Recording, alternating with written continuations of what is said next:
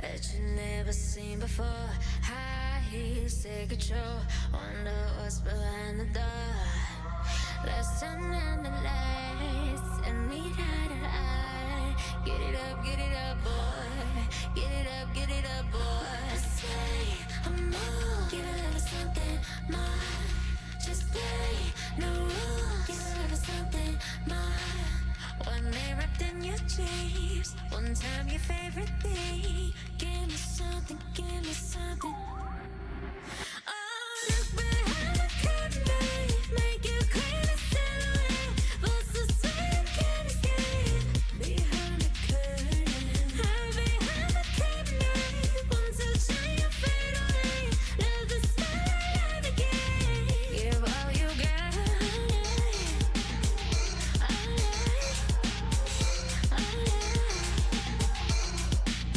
Give all you got.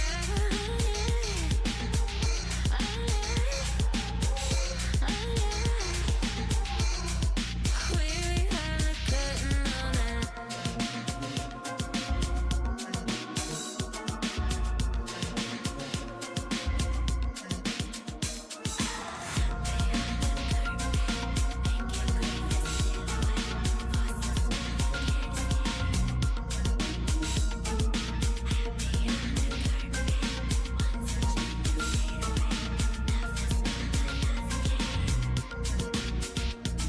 Firm and make your mark. Righteous sings out with your tongue. Hidden in the dark. Go on, please me with your thumbs. Push me to the edge and we'll make a mess. Get it up, boy. Get it up, boy. I sway, I'm more. Give a little something more. Just play, no rules. Give a little something more. One day wrapped in your dreams, one time your favorite thing. Give me something, give me something. Oh, look behind the curtain, make you crazy silhouette. What's so sweet, can't escape. Behind the curtain, hide behind the curtain. Want to shine your fade away. Love the spotlight again. Give all you got.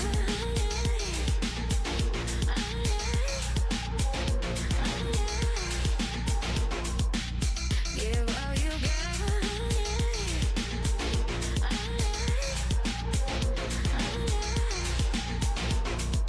We behind the curtain.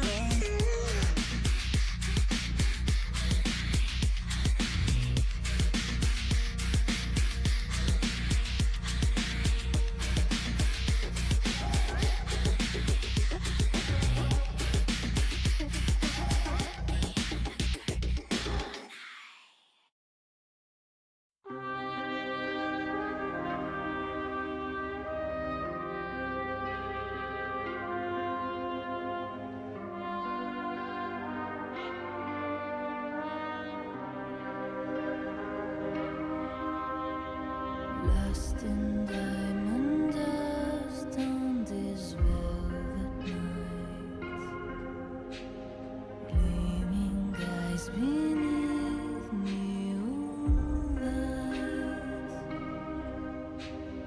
They come into play, they come into scheme. I smile and pretend that's my dream. Thousand faces that come and go. Truth that tremble and crumble, never stop the show. Only one face that comes to free. That's the light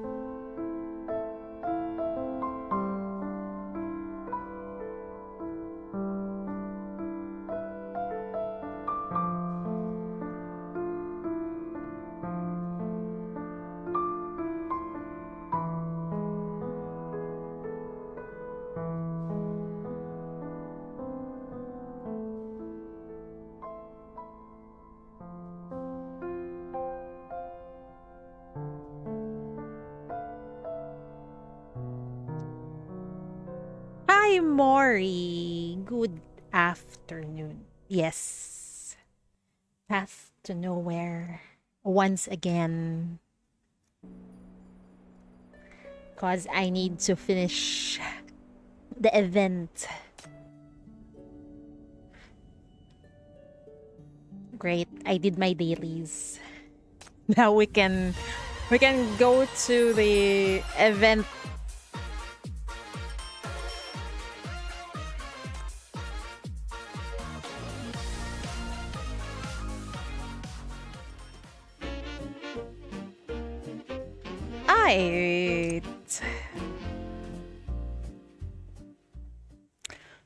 Tonight, Euphoria is unusually quiet. Deep in the cabins, the lights are out. The air in the corridor is cold and damp, as if time itself has stopped. Millie walks barefoot across the metal deck. Her steps so light they're nearly soundless, yet slow, as if her feet were cast in lead. Oh dear, this is the aftermath of I wouldn't call it a conversation between Sally and her, more like an outburst of Sally towards Millie.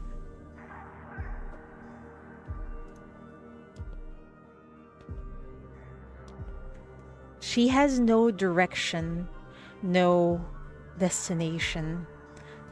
Like an empty doll, she wanders through the silence until her feet carry her to the door of the detention room. This is Euphoria's darkest pit, yet she approaches it like returning to the nest she'd never left. Through the door's crack seeps the scent of old wood and a quiet that shuts out the world. Man, it's as if that is her room. Oh my god. She pushes the door open, and darkness rushes to meet her as she steps inside. Millie knows this place like the back of her hand. She could find that table with her eyes closed, the one stained with her blood, the one that once held a photograph of her beloved.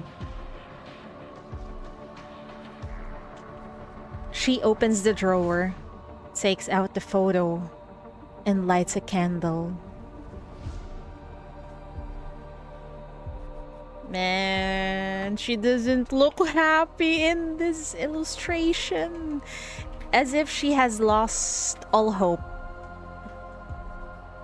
Only a small stub of wax remains. Its flame is weak. A single breath could snuff it out. The trembling halo of light barely illuminates the faded figure in the yellowed photograph.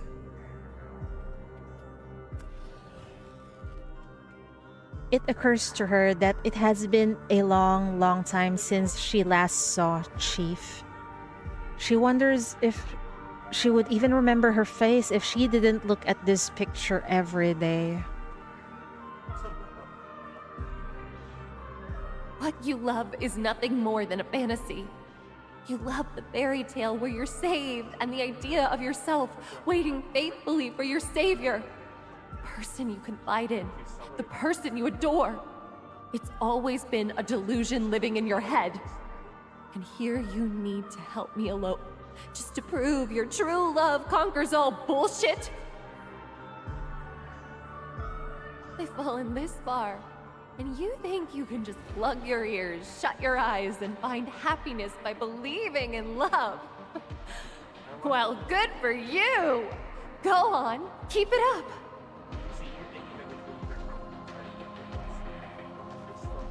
Tonight, the portholes are pitch black, clogged, sealed. No moonlight shines through. The trembling candle flame slowly burns through the wick until it, along with the light in her eyes, flickers and dies. No, don't fucking lose hope. Then she hears a frail voice. You poor thing. So much misery, yet you still shed no tears. Oh my god. Wait, what was her name again? I forgot. The one from the Silage Society. The hot lady we saw. It starts with an E. Something. Evelion, thank you. Cool name. Sounds like a Pokemon name, not gonna lie. Evelion, yes. Thank you for reminding me. What is she going to do with Millie? Millie doesn't turn around. Another hand, slender and covered in scars, reaches out from the shadows, passing over her shoulder to rest gently on the photograph.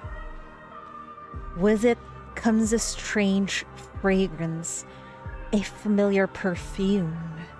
Mr. E? Or one of his guests? Millie doesn't remember. Uh-oh, it's that fucking perfume again. She doesn't care. Silently, she brushes the hand away from the photo. A soft laugh comes from behind. I know you've always loved her. That's what I liked about you from the start, and why I brought you aboard. What is your plan, lady? Your friend was too harsh. There's nothing wrong with loving someone. Love doesn't have to mean losing yourself or getting hurt. Everything you've done has been for your own happiness. Well, I gotta agree with that. Sally is indeed harsh. If she makes you happy, isn't it only natural to want her attention? To want her? To possess her and make her fulfill your desires? You know exactly what you want, and you never give up. How admirable. Don't you dare corrupt our Millie right here. You're helping Sally for your own sake, aren't you? The person wraps her arms around Millie gently, whispering in her ear. The voice, like the fragrance, feels comforting, beguiling. She seems to know how innocent, how easily deceived this girl is, and so she speaks without restraint. Sally was just crashing out and took it out on the wrong person. Exactly. Well, like I said last time, people who are hurting most of the time, yes, they do crash out and they try to hurt other people through their words. And I think that's a normal response, but that doesn't make it right, okay? The other person just needs to be understanding. The problem here is both Sally and Millie are broken, so I don't know who's going to be the understanding one in here. I think it's supposed to be Sally. If she gets out, she can send a message to her. Your beloved will know what a great person you are. She will come to save you. And when she does, you'll have 1,000 ways to make her love you, make her forever yours. You know you have that power. Unfortunately, we're out of time. Uh-oh. This finally gets a response. Millie sits up straight and turns to face the figure in the shadows. What do you mean? We've been discovered. This paradise of ours will soon be destroyed. That means Sheep is almost here. Can't we escape? Of course. There's still time.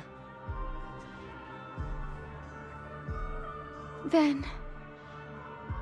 Have you forgotten what Mr. E said? He said...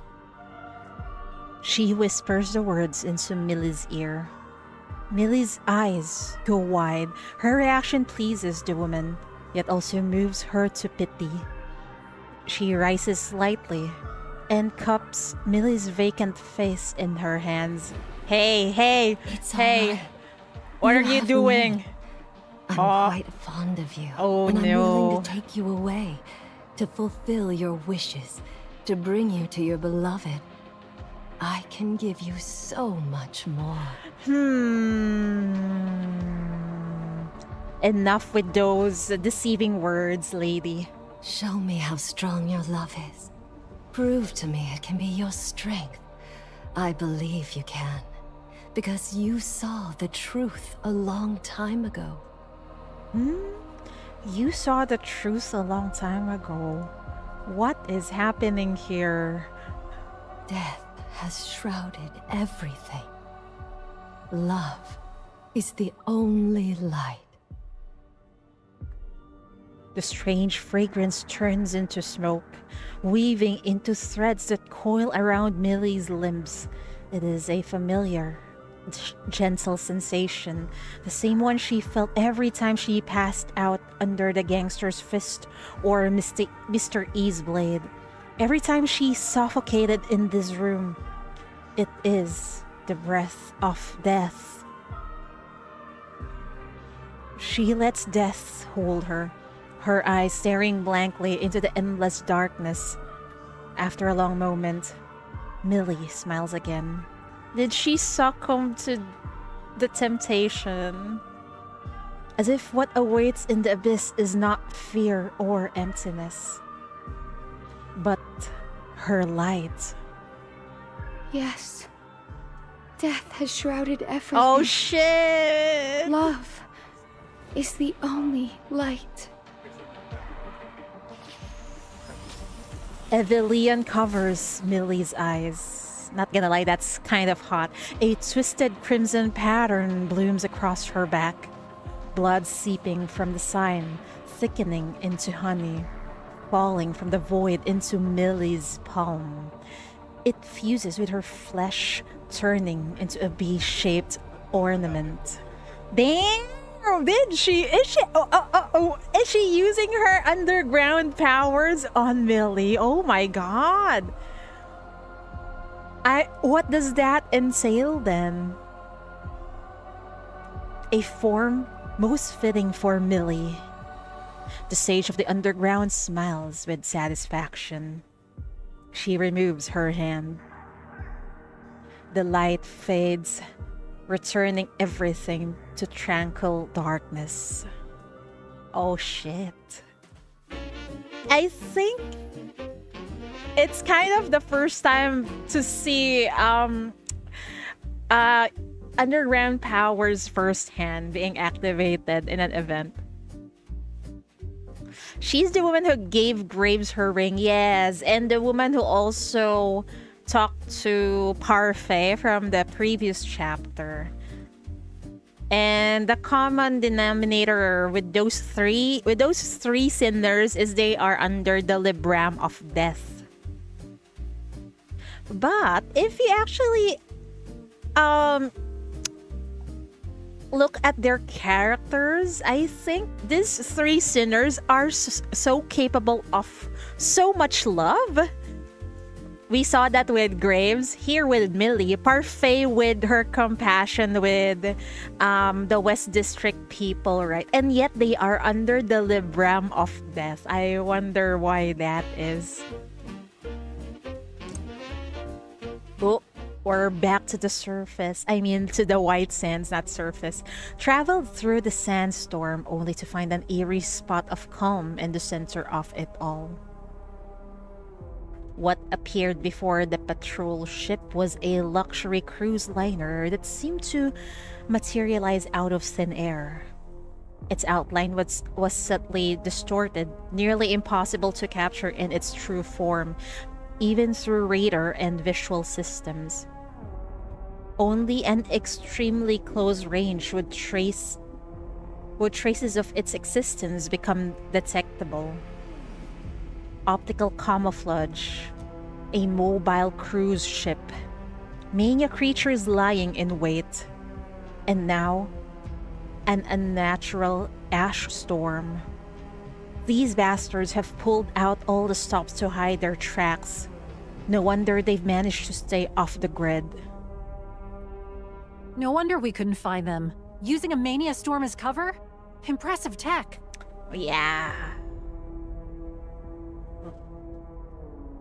There's no apostle of ashes activity nearby. An apocalyptic sandstorm like this shouldn't be possible. Expand the search radius. There has to be something unusual nearby. Over here. What the fuck? I wonder if this is related to Aurum Secretum tech. There's some inlaid gold in there, so I'm assuming it is. But this one is controlling mania instead, I think. Deep in a dune behind the cruise ship's stern, chains are tethered to a strange metal device. A strangely colored metal flows inside the black and gold apparatus, solidifying into a bizarre pattern in the center. What is this thing? An Aurum Secretum device. Yes. You've seen a design like this before at the Great Expo. This is an Aurum Secretum device from the Outlands. Those bastards. They're close by.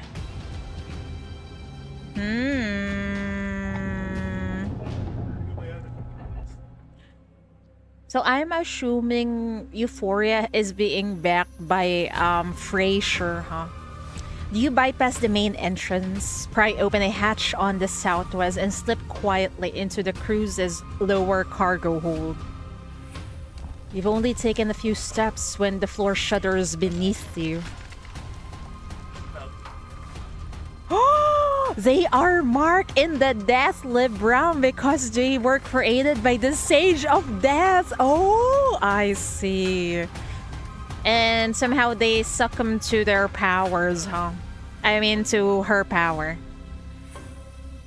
You've only taken a few steps when the floor shudders beneath you.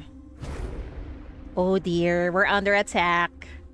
The squad members are instantly alert, quickly adjusting into a defensive formation. The next second, a wrenching wave of mania erupts from the cracks in the metal floor. Your heart sinks. It's an ambush! Be careful! Oh shit. I think I've seen this silhouette before. The lights flicker as the floor splits open with a thunderous roar. More than a dozen puppets covered in sorcery runes lurch from the shadows, their joints twisting with metallic clicks. They aren't security robots used for patrol. You know exactly what they are. There's no mistaking them. These inhuman things are killing machines crafted using sorcery by the underground. Underground puppets!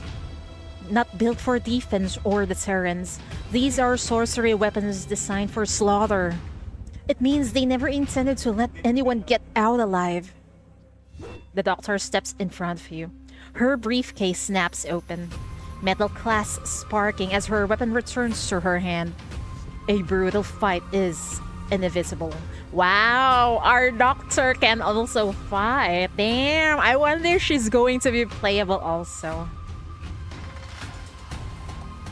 It's like I'm a healer, but...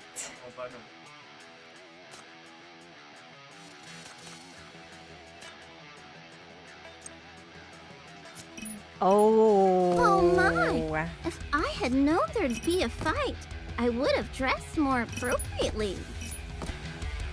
Oh. Doctor playable win coming soon, maybe.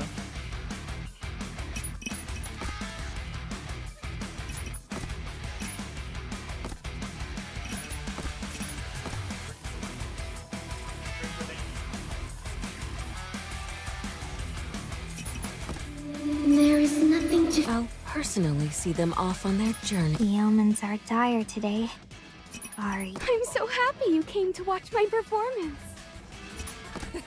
Movie Array is here. As wisteria blooms, behold the splendor.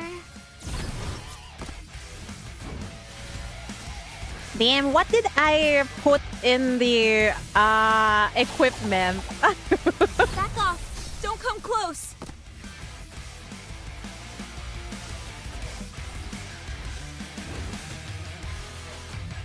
By the power of these talismans, banish evil and manifest might.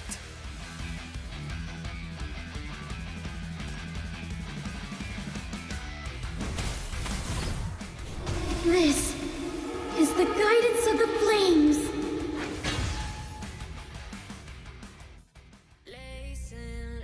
Oh, what's with this slow version? It sounds sinister. Oh dear. Where are the guests? The guests are gone. Oh dear Lord. A muffled boom rumbles from outside the ship, followed by a distant tremor. An instant later, a piercing alarm blares throughout the entire vessel. Emergency lights flash one by one, bathing the cabin in an ominous blood-red glow. The lounge is empty of guests, occupied only by idle staff. Not knowing what's happening, they scramble about like headless chickens. What's going on? A sandstorm? Desert bandits? Isn't anyone coming to protect us? She shoves his microphone into his jacket, dropping his trembling voice to a fearful whisper as he glances wildly around. Look over there! The flashing lights! Is the main control down? You guys have been abandoned! Forget it! Whatever it is, run! Run? Where to? Oh shit, Cassian doesn't pause. He expertly dries the last crystal glass in his hand, places it back on the rack, and wipes the bar top clean. Girl! I mean, not girl. I think... What's this? Cassian is part of the girly squad, that's why I called him girl. But he's so nonchalant, like, ooh, everything is in chaos, but I'm gonna wipe the glasses here. Only then does he tap his comms, dialing Mr. E's private line. Oh dear, oh dear. The only reply is a cold mechanical tone. He quickly switches channels to call the security team. What happened? Where's Mr. E? You guys have been left behind, I think. Desert bandits! Mr. E's already dealing with them. Don't run off. Stay at your post. He's lying, he's lying. Bandit attacks aren't new, but Mr. E has never been unreachable during a crisis, and he'd never issue an order like that. Cassian doesn't have all the details, but one thing is clear. This is his chance. Let's go! Try to get out of the place. He walks briskly away from the bar. Where's Sally? Yes, where's Sally? Where's Millie? Take your girlies with you.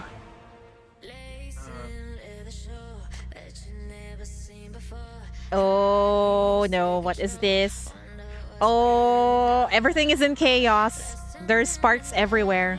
What? Even the bar is ruined, bro.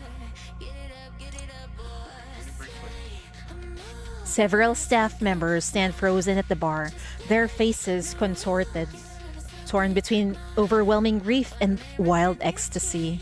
Who touched the bar? Yeah, who fucking touched the bar? Where's all the booze? Don't just stand there. Run. This isn't love. This is pain. I need love. Give me love, love, love, love, love, love, love. Damn. Evelyn playable when? I hope soon. We need a hot doctor. Oh my god, wait. The staff members are being infected by mania, I think. They're all spewing love. They've completely lost their minds. I need to find Sally, now. Familiar masks litter the floor like the aftermath of a carnival nobody bothered to clean up. But the guests are all gone.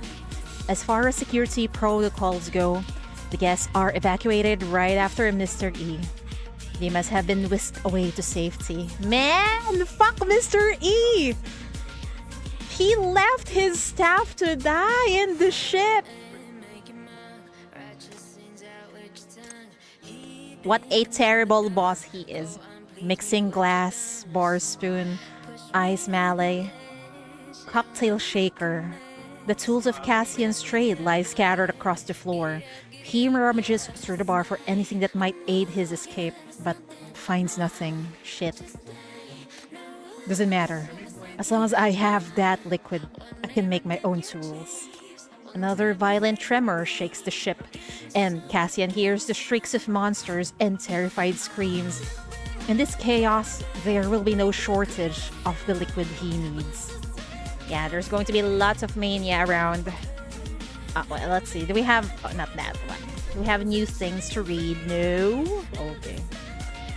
Oh. Okay. We'll read that later on. Okay. If Evelyn becomes playable, it'll be wild having a sinner involved in human trafficking.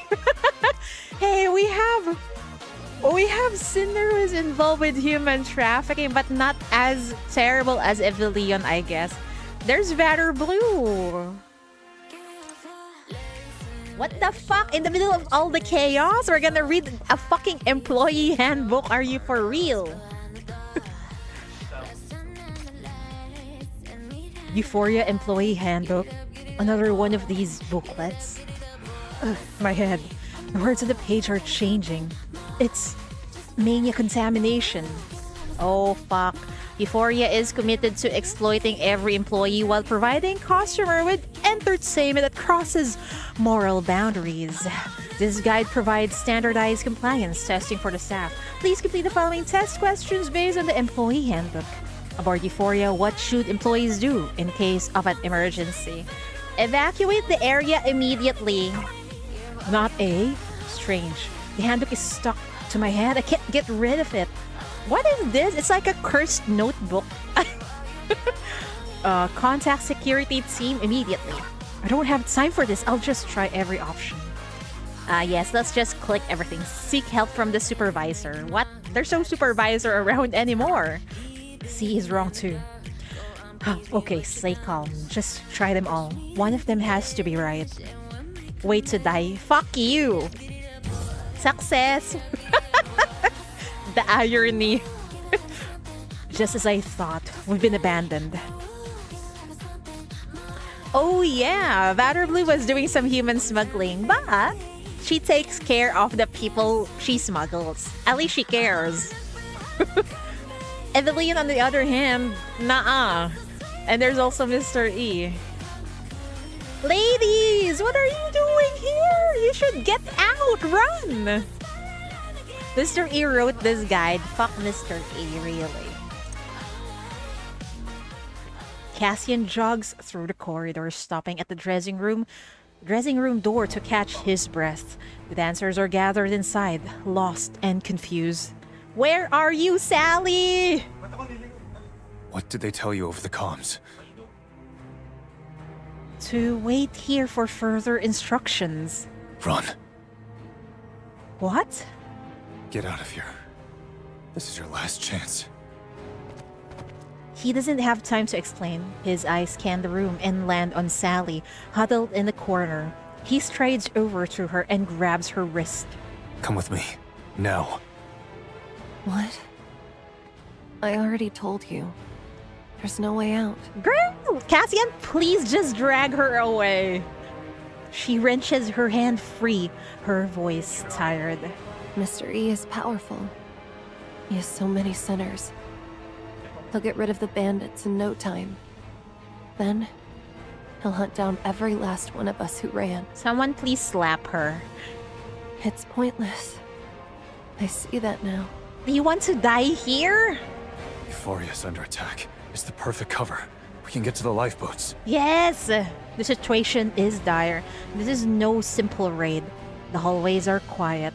All the masked high-ranking attendants and guests have vanished, while the low-level staff are left behind, completely in the dark. Run away now, guys. Come on. Yeah, Sally, stop being difficult right now. If you continue to be like this, then you're gonna drag people to their deaths. Oh my fucking god. The artificial ash storm, the manic sinner guards abandoned outside. Mr. E's secret arts. No ordinary bandits could handle that. Which means whoever's attacking now is a genuine threat to him. And when that man feels threatened, he will only. Cassian's breathing quickens. He lowers his voice to give Sally one final warning. He's not defending. He's cleaning house. They've abandoned the ship. We're left behind. On purpose. Yeah, as bait to slow people down. And Mr. E would have considered the risk of leaving witnesses alive. Is that what you think? I thought he went away! Oh, I fucking got... Dude, I thought you ran away! Mr. E is like a fucking ghost, man. The sudden voice cuts through Cassian's thoughts. He whirls around to find Mr. E standing in the doorway, wearing his usual pleasant smile. His eerie smile. I heard you were looking for me, Cassian. Oh, fuck. Did he hear everything? Fuck off, Mr. E. Cassian struggles to keep his composure. He still has the will to fight. He's been preparing for this, ready to face the most terrifying of enemies. But when he sees the figure behind Mr. E, Cassian is still shocked. Millie! Why? Millie?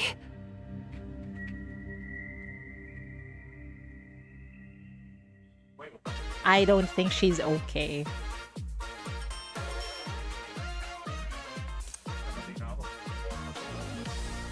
Millie stares at her former friends. Former friends? What? What have you done to our Millie? Oh my fucking god, man. Millie stares at her former friends, expressionless. At her side stands the master of euphoria. Mr. E ignores Sally. He smiles at Cassian, saying nothing. But death needs no forewarning. The prey always knows. Cold sweat trickles down Cassian's forehead, over his eyelids, down his cheeks, before finally dripping to the floor. Insignificant. But he has to try something. The situation on board is dire, sir. Sally and I were looking for stray guests. We need to ensure their safety. It's the job you gave me. Mr. E watches him, his smile deepening. This is so fucking unsettling. He lets the silence draw out long enough to strangle his prey before finally speaking in a soft voice, almost polite. Time is running short. No need to put on an act. Let's have an honest goodbye. I've always known about your little games, Cassian. Guests, dancers, you've been watching everyone here. Fishing for information, winning people over. You even had the patience to play the loyal servant to my face while selling my secrets behind my back. So he knows. He knows. But why did he choose to keep Cassian here? I know you. Just as I know every single person on this ship. Oh dear. Hi, Dragons Armory, welcome. The ending was great. I think it's going to be amazing. 10 over 10 event. Let's see if this will be my favorite event. Let's see. Cold sweat soaks Cassian's shirt, clinging it to his skin. He tenses his body, searching for an opening, a chance to strike, but as if to prove Mr. E's words. Cassian! He tries to activate his ability, but two forces clamp down on his shoulders from either side, forcing him to his knees, then pinning him face down against the floor. Oh shit! Oh shit! Everything is so fucking dire! See, Sally, this is your fault! If only you just run away with him earlier. Sally tries to run to him, but she's held down by one of Mr. E's eerie minions, unable to move. These things aren't sinners. They aren't even human. They are black puppets pulled from some kind of abyss. Cassian feels his unused power being siphoned away, his mind being disrupted.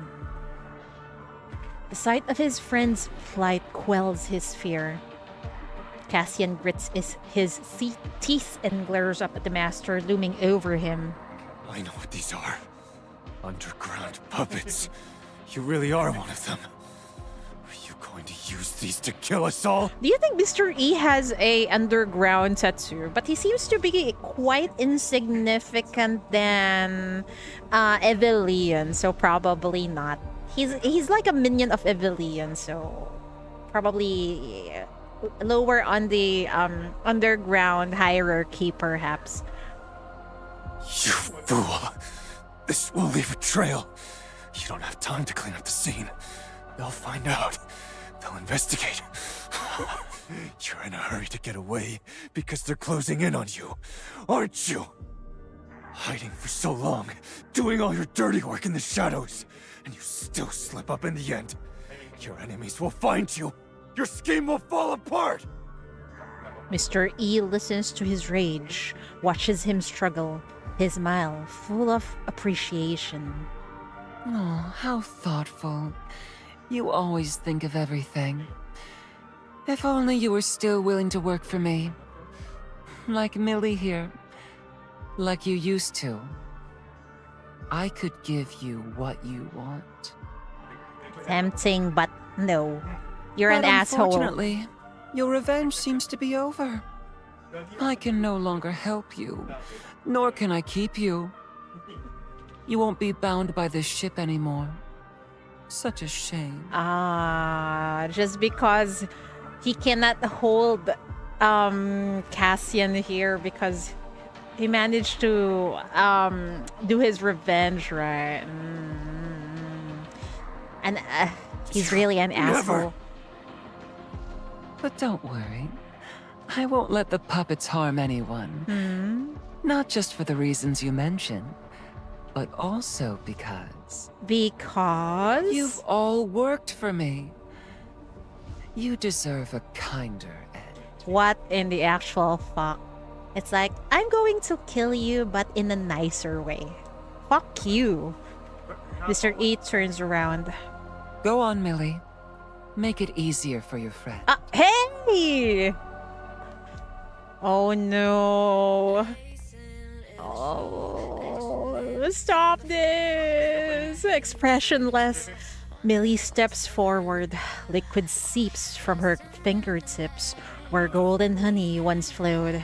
There is now only a corrupted, viscous black ichor. What are you doing? Stay back! Don't... Oh shit! I don't wanna see! I hate Mr. E so much! Cassian struggles against the puppet's grip, straining to get the words out. But Millie pays him no mind. She comes closer, a smile slowly spreading across her face. Don't be afraid. Even the deepest suffering can be redeemed by love. Let me take you to them. Oh no, her voice is tinged with mania. Millie, no! Don't do it, Millie! Snap out of it! Her hand cradles Cassian's face. Black ooze streaming between her fingers down his chin, his neck. Cassian's eyes begin to lose focus. Oh. Painful memories buried deep in his heart are dredged up without mercy. The ruthless enemies, his shattered home, sleepless nights torn apart by fear, and the smiling faces of his beloved family, lost again and again and again. The boy covers his face as blood streams down his cheeks. Then his hands begin to bleed, fingers breaking apart like toy blocks, never to be pieced back together again. What the fuck? What the fuck? Do you see them? bring back my sweet Millie, man. Millie's smile is gentle, full of pity. She leans close to Cassian's ear. Everyone you ever loved is long dead. Oh shit. Your parents, your family, your kin. Not a single one remains. Only you are still alive. There's no one for you to love, and no one to love you back. Your life has lost all possibility of love. So what's the point in living? Oh my god, what's the point of... This is so fucking twisted! A million twisted Millie's love, or how she use her power of love for others, man. It's so fucking twisted now.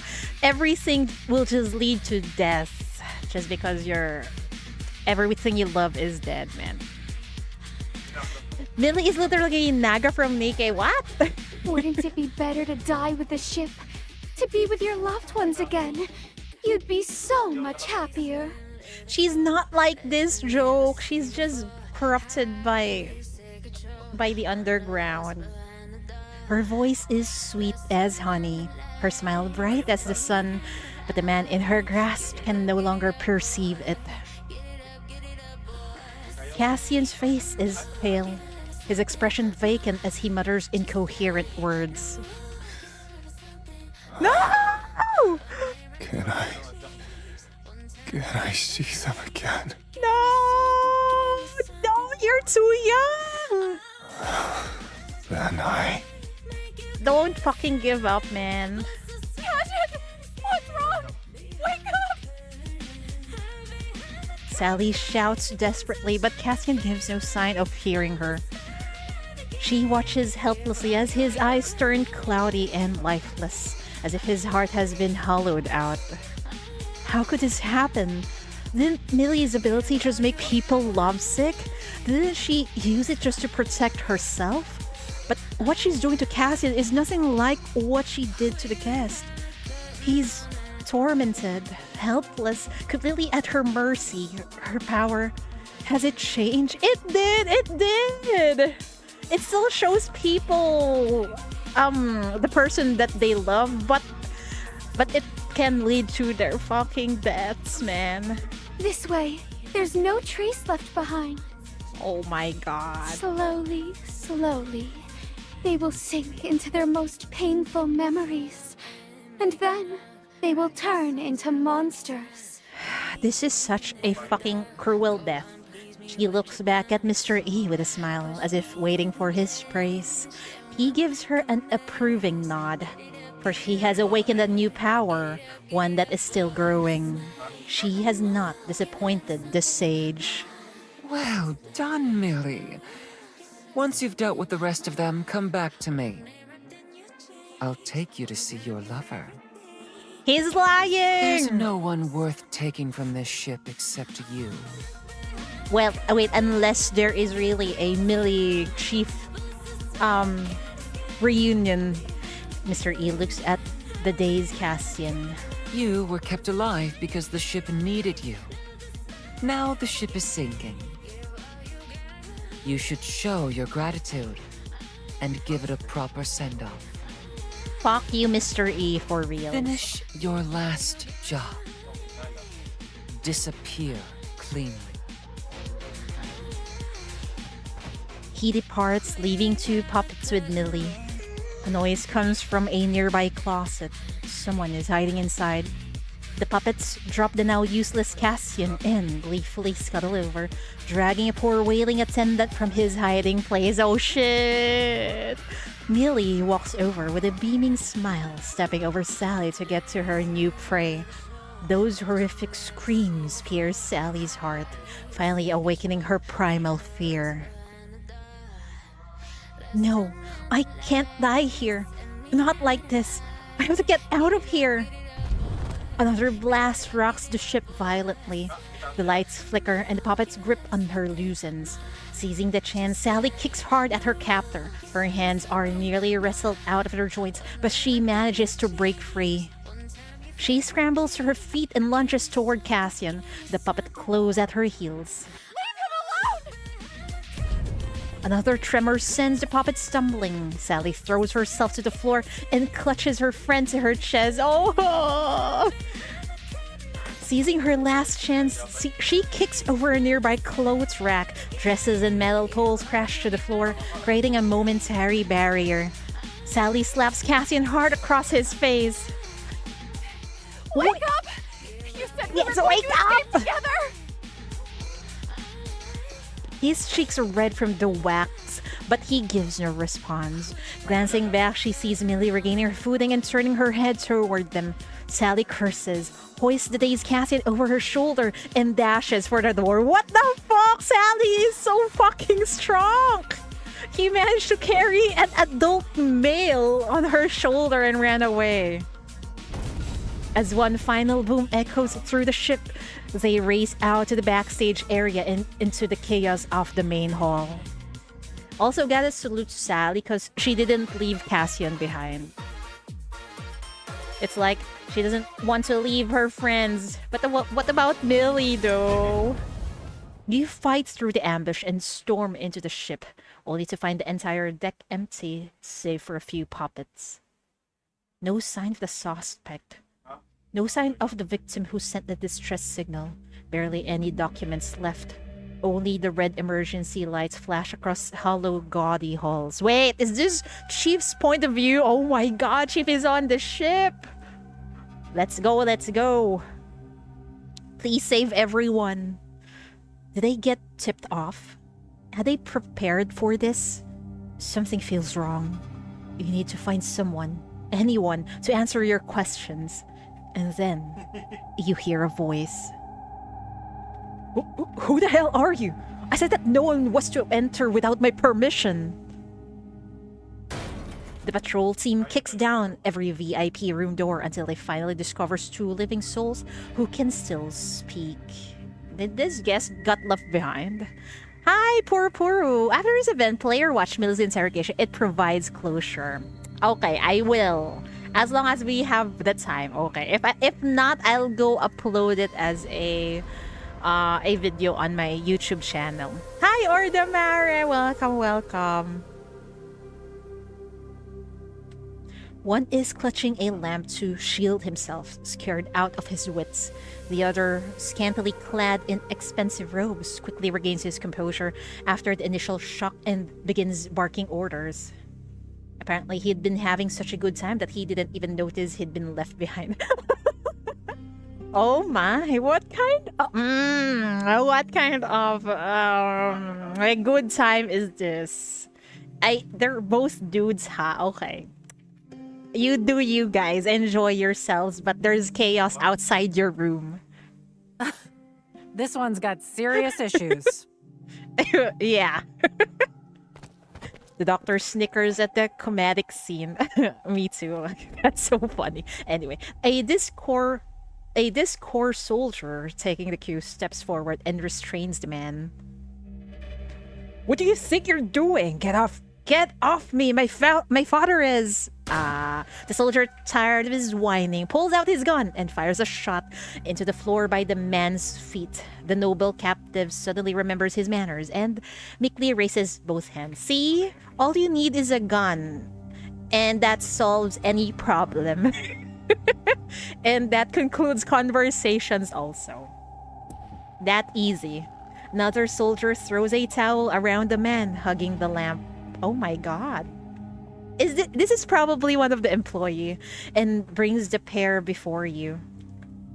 So the other man is really, I'm not sure if he has some towel or he's just in the underwear or he's really naked.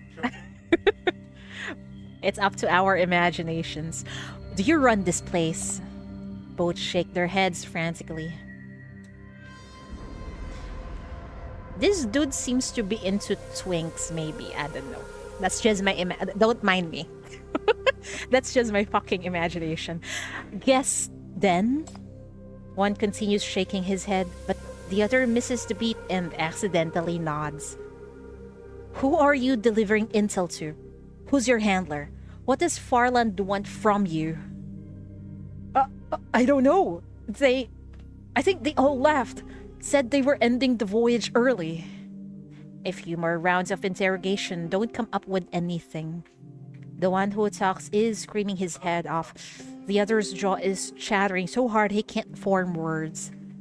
Both have wet themselves. What? They don't seem to be lying. Both have wet themselves out of excitement for sure. And no, I think it's because of the gun. The interrogation leaves you breathless. Oh shit. Right, the ship is really still not doing so well. The contamination ravages your body, making it hard to do the job you've done so many times. Worse, you can see the soldiers running out of patience. A few more stupid remarks from these two pathetic fools, and their brains might end up on the carpet. Oh shit! You wave a hand, dismissing the two sorry specimens. Wow, those soldiers doesn't give a fuck, huh? They'll shoot. Good thing Chief was there. Your lives were spared. Just as you thought, the masterminds are cautious. The moment they smell trouble, they abandon their operations and escape. Or is it the case? The intel confirms suspicious passenger ships sneaking into the sandstorm zone just yesterday, likely bringing new guests to the cruise, which means that up until yesterday, Euphoria was still in business. Was this place cleared out overnight? All those people, all the documents, all the evidence that might have been left. How long would that take? How many hands? And where did they all go? What the fuck? Fuck off, bot. Need followers? No, I'm just trying to enjoy my stream, okay? Ban. The soldiers are still combing through the ship. It will take time, but your intuition is telling you they won't find anything. You're starting to see the true purpose of this conspicuous trap-filled vessel that appeared so suddenly. It's a decoy. The storm intensifies unnaturally, triggering a violent coughing fit. You spit out a mouthful of contaminated blood. Oh shit. This isn't just the effect of the tides of ashes. You sense a power gathering nearby. Awakening, jumbling your mind into chaos. But you vaguely latch onto that feeling. Or rather, you're determined to catch it. Hello, Comrade Chiefs. Hello, hello. Only 4 sages wielding this power would suffice to bring you considerable inconvenience. Oh, okay. So the chief knows one of the sages is nearby. Also, I wonder, what is the purpose of sending all the sinners to the chief? What are they preparing?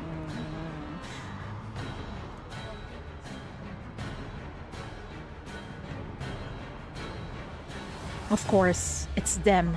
Slightly different, yet strikingly similar. You've unexpectedly gotten close to one of your targets. Between coughs, you can't help but smile. Chief is so freaking cool. That's right. Why bother taking away the evidence? Destroying it on site works just as well. You need to hurry up. Leave a squad here. Search the area and keep watch. Stay safe. Everyone else, follow me. We're turning back for a thorough search. The real culprits are hidden deeper. Camouflage, sandstorms, wherever they are hiding, we're digging them out. Judging by the 2 clowns they left behind, they can't be far from here. Those bastards are hiding nearby. Find them. Catch them alive. Your words stir something, and the atmosphere on the ship changes. Silently, the soldiers move to support you, ready to head out at once. As you pass 2 captives, they timidly speak up. I think there was someone else. He was here just now. Said he had something to do. Needed to come back to find someone. I bet he was trying to sneak off with a dancer he fancied. After all, Mr. E never lets anyone take the girls off the ship. Mr. E? Oh shit. What a fucking cliffhanger. Whoa, what is this music? You should definitely finish reading item stories. I almost cried when I read the Feather Duster. Oh, okay, we'll read it after the event. We'll definitely spend time reading it. What is this?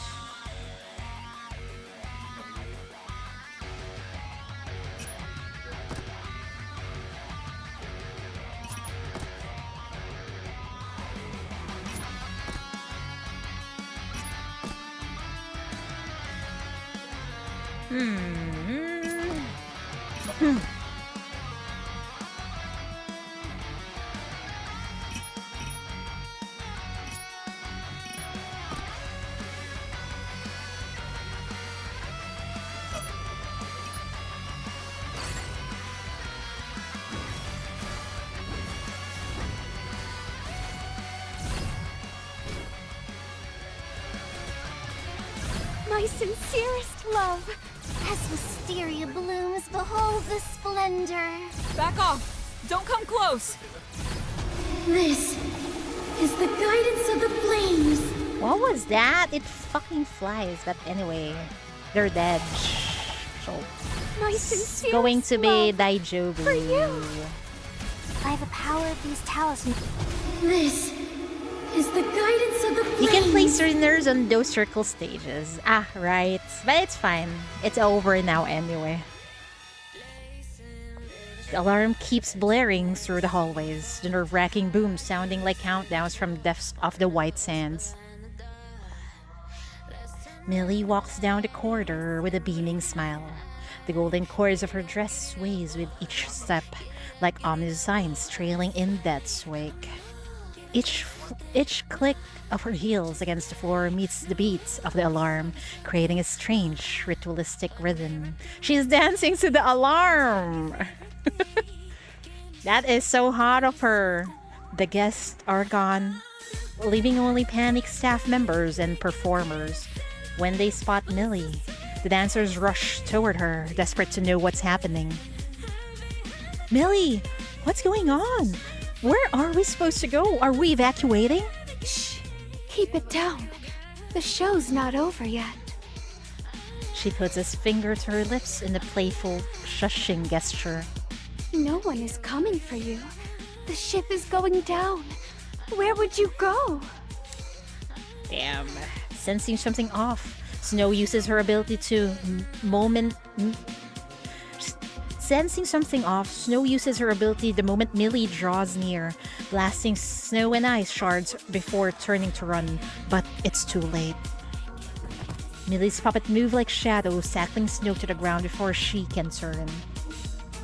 Millie, you! Millie extends her finger, lightly touching its honey to the dancer's forehead. Snow's pupil contracts, and her body goes limp. You can't escape on your own. I'm just making it easier for you. The dancer lies motionless on the floor, her eyes vacant. The others, finally realizing something is wrong, scramble to flee, screaming and banging against the door. Oh god, it's so chaotic. But the puppets have already surrounded them silently, blocking every exit. There is no slaughter, only their silent, menacing advance. No need to rush. Let's do it one at a time. Next, please. I don't like this Millie, man. She's so creepy. And where have my two friends gone? The golden cord in her hand sways rhythmically, no longer a beautiful ornament, but the news of death. Chief, please save Millie. Click, clack, clack. Through a crack in the door, Sally watches the massacre, eyes wide with horror. She clamps a hand over her mouth, terrified of making a single sound. I think Sally's about to have PTSD after this incident, man. Who is that? The blonde woman's smile is radiant. She hums a cheerful tune, but her performance brings her audience nothing but pain and despair. That's not Millie. I don't know who that is. She trembles and backs away, turning to shake Cassian. He's curled up in agony. Head in his hands, sweat soaks his temples, and only muffled groans escape his lips. We can't stay here. Cassian, are you okay? Can you run? Cassian, don't let a lady carry you again. Wake the fuck up. She throws herself at him, shaking his shoulders. Maybe her efforts do work, or perhaps Millie's influence has waned. For Cassian's eyes begins to focus as he comes to his senses, though he's still covered in cold sweat. Sally.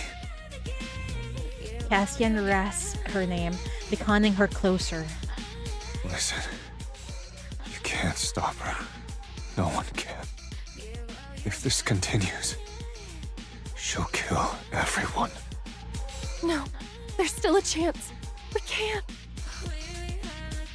I love how Sally, even though she doesn't have any power, she's still willing to save Millie at all costs, and even Cassian. Cassian manages a weak smile and nods. There is. But you'll have to go alone. Take this. He presses something into her hand. A key, and the communicator that nearly got them killed. He had hidden it away. His body has almost given out. He can only lean against the wall for support. I told you before. I prepared an escape route for myself. There's a small boat hidden at the end. The guest boats are gone by now. Mystery will make sure the lifeboats are all destroyed. Don't worry. Mine's disguised. You'll find it. That sounds a fucking death flag. We're not gonna leave anyone behind. Run. Get help. Live. Sally starts to protest, but the screams from the corridor are death knells, each sending a jolt through their nerves. Cassian pushes her toward the hidden door with all his strength. There's a corridor outside. Keep running. Go to the 5th floor. How could I possibly escape? Cassian looks at her.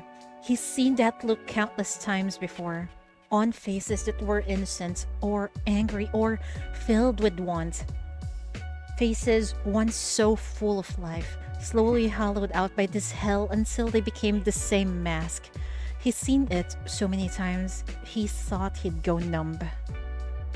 But this time, is it because he's seen the ghost of his loved ones? Because he knows his own end is near? This time, Cassian wants to do something. For once, he forces an unfamiliar smile for Sally. If you've lost the will to escape for yourself, then do it as a favor to me. For the instant, it's as if he's smiling for the last time. Man, what is this Get death out of here flag? for me. Show the world the truth about this place. Its darkness. That will be my revenge. Go. I still have some strength left. I can buy you time. The sound of heels is getting closer. Oh shit. Oh. Without hesitating, Cassian pries Sally's fingers from the door. He slams it shut and locks it from his side, silencing her cries. Oh! Go! Not like this! Yeah, that smile is precious, but what the fuck?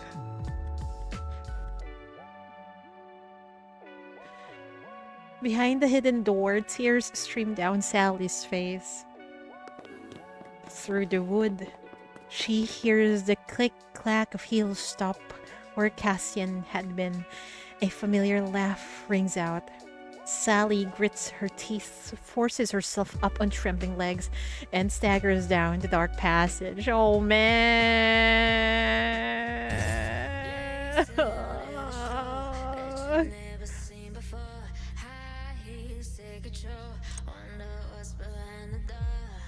The passage is narrow, suffocating. She can't tell if anyone's chasing her. All she hears is the pounding of her own heartbeat. Run! Run! Run! Don't let Cassian's sacrifice be in vain. She gasps for air. Is it a lack of oxygen? Or is the world twisting around her? Black ichor begins to ooze from the ceiling, walls, and floors, almost like blood. Oh no! Millie's power is chasing her. She didn't see Millie, but she can hear that familiar laugh. Soft and sweet, wrapped around a feverish edge. Who's going to stop her? Chief is there! Hang in there! Hang in there! She clutches the communicator, sending one distress message after another. But there's no signal. Just a glaring exclamation mark next to each failed attempt. Damn it! Ignoring the terrifying sounds behind her, she sticks to Cassian's escape route, racing through the corridor after corridor. At last, she reaches the 5th level and dashes out of the passage. She's out! To the surface of the white sands, it dawns on her. Most of the ship is buried beneath the sand, carefully concealed. How long have they been trapped here in this sunless tomb? Like they were already pronounced dead. Sally steels herself. No time for a shock. Sandstorm howls outside. She searches the deck and finds a small boat Cassian hid behind a stack of wine barrels.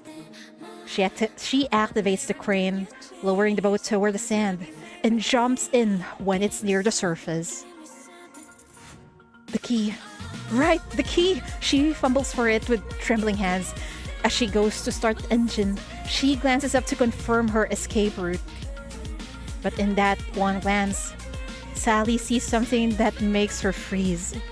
That split second of distraction cost her everything. No! Huh? Let her go! The underground puppet leaps onto the boat, pinning her down. The key slips from her grasp. Oh shit, man! No! The key Cassian entrusted to her glints once before hitting the sand. Oh my god! In the blink of an eye, it vanishes into the quicksand as if it had never existed at all. The puppet grabs Sally and hurls her back onto the cruise ship. A figure steps into the view, and once again, she hears that sweet, terrifying voice. Oh my fucking god! Why the hesitation? You can't escape those things if you're that slow. She gently pushes the puppet aside and straightens Sally's clothes, like she's helping a friend. Oh, this is so fucking unsettling. Stop it! Chief, where are you? Before she can utter a plea, Sally sees it. A metal chain caught on the tattered hem of Millie's dress. It's Cassian's, and it's stained with blood. Oh my god! Sally's mind goes blank. What did you do to Cassian? Take a guess. She can't do it, right? Oh my god! I saw when I fucking see you. Such an offhand reply. Her smile is so harsh, it hurts. Now, even fear feels insignificant. Wasn't he your friend? We supported each other in this hellhole. Weren't we friends? That is not the Millie you know. I'm not sure if she can hear you. Supporting each other? No, we each had our own pillars. He wanted revenge. I wanted my love. Isn't that what you said? People can only find happiness by looking out for themselves. It's not the same! You're not like this! Millie burst into laughter. Then what am I like? Unschooled, brainwashed, naive, stupid. A girl who'd run after anyone who dangled love as the bait. You saw right through me, didn't you? What else did you expect? You barely even knew me, and you decided that I was a good person. Ouch! Now, oh, those were no words Sally said to her. Oh, You man. can't even trust the one you love. Where did all that rational cynicism go? She leans in closer, her eyes glowing with an uncanny light. Her power has grown stronger. Why did you stop just now? What made you hesitate? You were so close to getting away. Did you see something? Oh, don't tell me. You saw that other boat, didn't you? Millie's eyes dart toward the boat that had distracted Sally. Looks expensive. No doubt a rich person's toy. But what does that have to do with you? Let me guess. You recognize the owner. You know who the boat belongs to. Is it your darling Theodore? Theodore didn't leave by boat. He's still here. Is that what made you hesitate? Worried he'd be trapped here and die, and you couldn't bear it? Or did you think he came back to save you? Were you touched? Did you start believing he loves you again? The words strike home, and Sally has no comeback. Millie leans down and cups her face. Oh, Sally, you're so cute. All those lessons you preach to me. Have you forgotten them all when it's your turn? Is love really so magical it can make even you lose your head?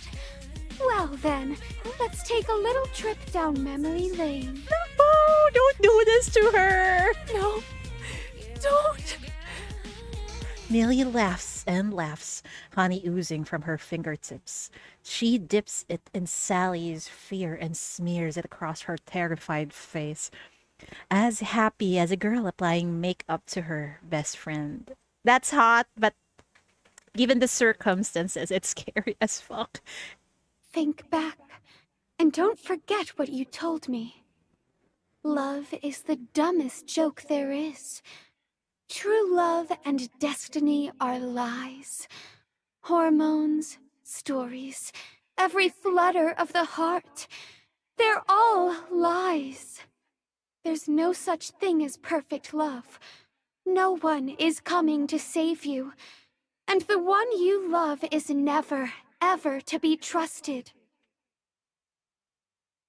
Man, for an optimistic person like Millie, for her to be so negative like this, this is just so fucking sad. The woman's voice distorts, fading into the distance. Sally's consciousness slips. In her daze, through a break in the sandstorm, she sees a few boats trying desperately to pull away. The people on board, something glitters on them. Right, stage costumes. So not everyone was killed. Some still managed to escape. But as she thinks this, the storm surges.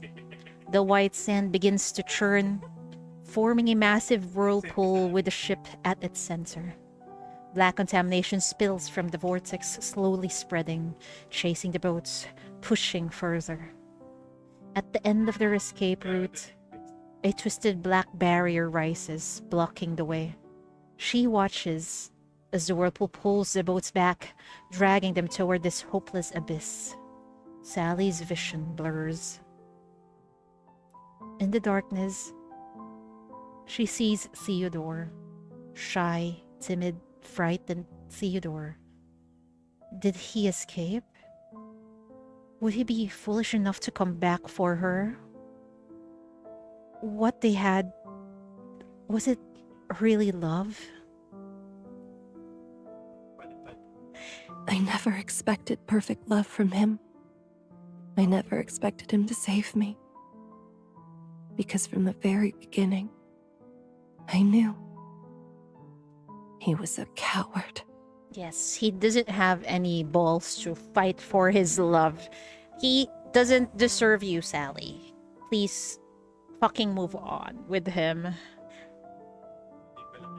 He's an introverted man. He was dragged into the bar by his dandy friends, too scared to speak or move. He didn't fit in, but didn't have the guts to say no. He's an insecure man. When he asked her out, his hands shook so badly he could barely hold the flowers. He'd write pages of notes for what to say on their date. He was always too scared to clear up misunderstandings.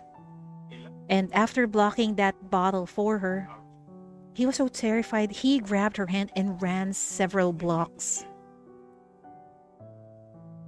He's a powerless man. He couldn't put on airs, but was forced into high society. He tried to start his own business, but his family smashed his shop and dragged him back. He fell in love, but was terrified that their relationship would be found out and she'd be humiliated. He didn't want to inherit the family business and dirty his hands, but every attempt to rebel ended in failure until he finally lost the will to fight.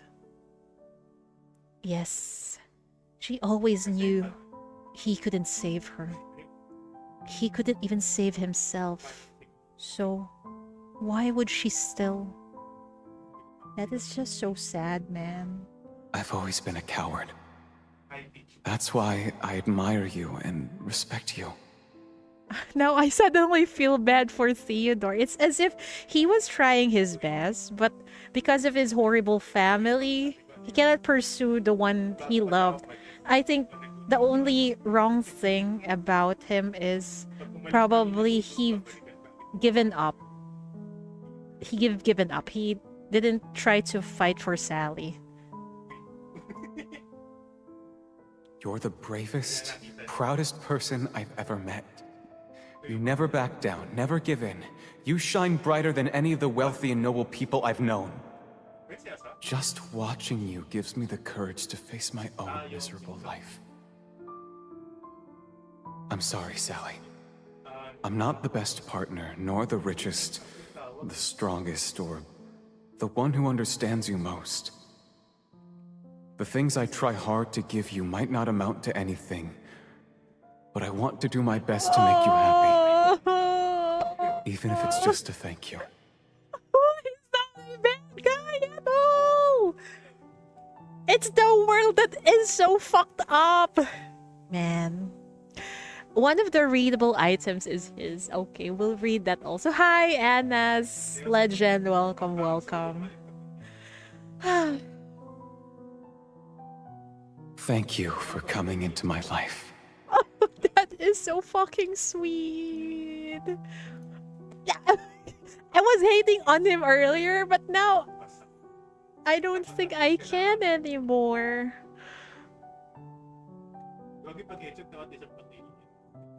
Tears fall down her face. Me too. I never understood your weakness. What does a privileged boy have to worry about? What could you possibly see in me besides vanity and looks? Everyone else was walking over me. But you said you admired and respected me. Such a spoiled brat who didn't know anything. Stupid. Dumb idiot. Man. I cursed everyone. But you were so dumb I couldn't even get mad at you. Same here. So pathetic I couldn't keep my guard up. You asked me to trust you. Well, when I was with you for just a little while, I wanted to live an easier life. I wanted to try trusting someone. Was that a lie too? Or did I lose my head in anger and push you away myself? Why did you come here? Why couldn't you look at me? Oh, I should have stayed calm. What if I got it all wrong? She's finally Millie was realizing right. it. No matter how awful things looked, I should have talked to you first. Exactly. We have been too harsh on Theodore. In her delirium, that familiar figure appears again. Sally reaches out a trembling hand, trying to touch the face of her beloved in the hallucination. For in this goddamned world, it was you who made me forget how to hate. This is it! You know, I really love the message in this event, man. Like, you can see all the evil things that is happening in this world. Like, the world is so fucked up, but as long as you have that one person that you actually love and care about, then the world that is so fucked up can be beautiful to you too. Man, the writers are just too good. I know, right?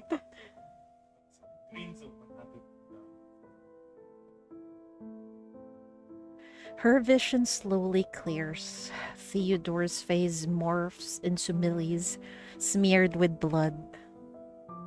Is it because Sally is dying? Millie doesn't look so frightening anymore.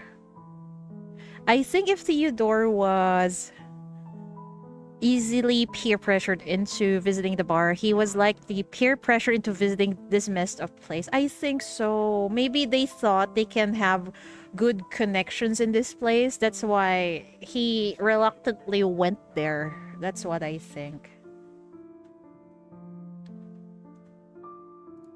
It's not too late, you know.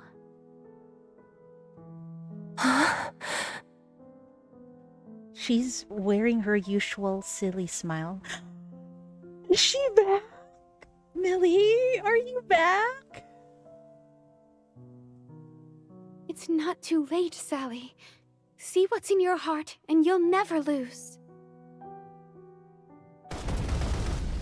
Sally tries to ask what she means, but doesn't get the chance. Gunshots crack the air, and then... in the distance, bullets hit Theodore's boat. The fuel tank explodes in a pillar of flames, drawing the puppet's attention for a second. What the fuck?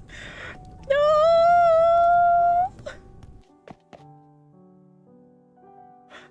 In that instant, a figure burst through the smoke and fire, charging toward them. Let her go! Oh my god! He came back for her! The sudden blow catches Millie on the temple. She's flung to the side, tumbling across the floor, and doesn't get up for a moment. But that surprise attack is the only effective hit he lands. Two puppets quickly recovers from the explosion and pounds at Theodore. The frail young man is forced to abandon his plan of grabbing Sally and running. He turns around, wildly brandishing a rifle he'd snatched from some guard. The bullets bounce off the puppets like mosquitoes off a window pane. He screams and lunges forward, ramming the rifle sideways against the inhuman monsters. Theodore's lost his mind. He can't even get the words out to tell Sally to run. He just shrieks to seal himself, all blood drained from his face. After taking a dozen heavy blows, he's seized and hurled aside like a ragdoll. Oh shit! Theodore! You know who? He's such a weak human, but he's still trying to save Sally, man. The sight jolts Sally awake. She scrambles over to Theodore's side. Blood and foam are bubbling from his mouth. Please be okay! Ah!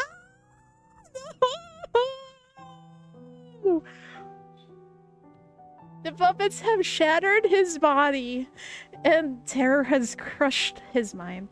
In this hard-won reunion, he can't manage a coherent sentence. Only confused mumbles escape his lips. Wow! Run. Sally. Run. This is so fucking cruel, man. They were able to finally meet, but that's just for... It's just for a fucking few seconds, man. I'm sorry.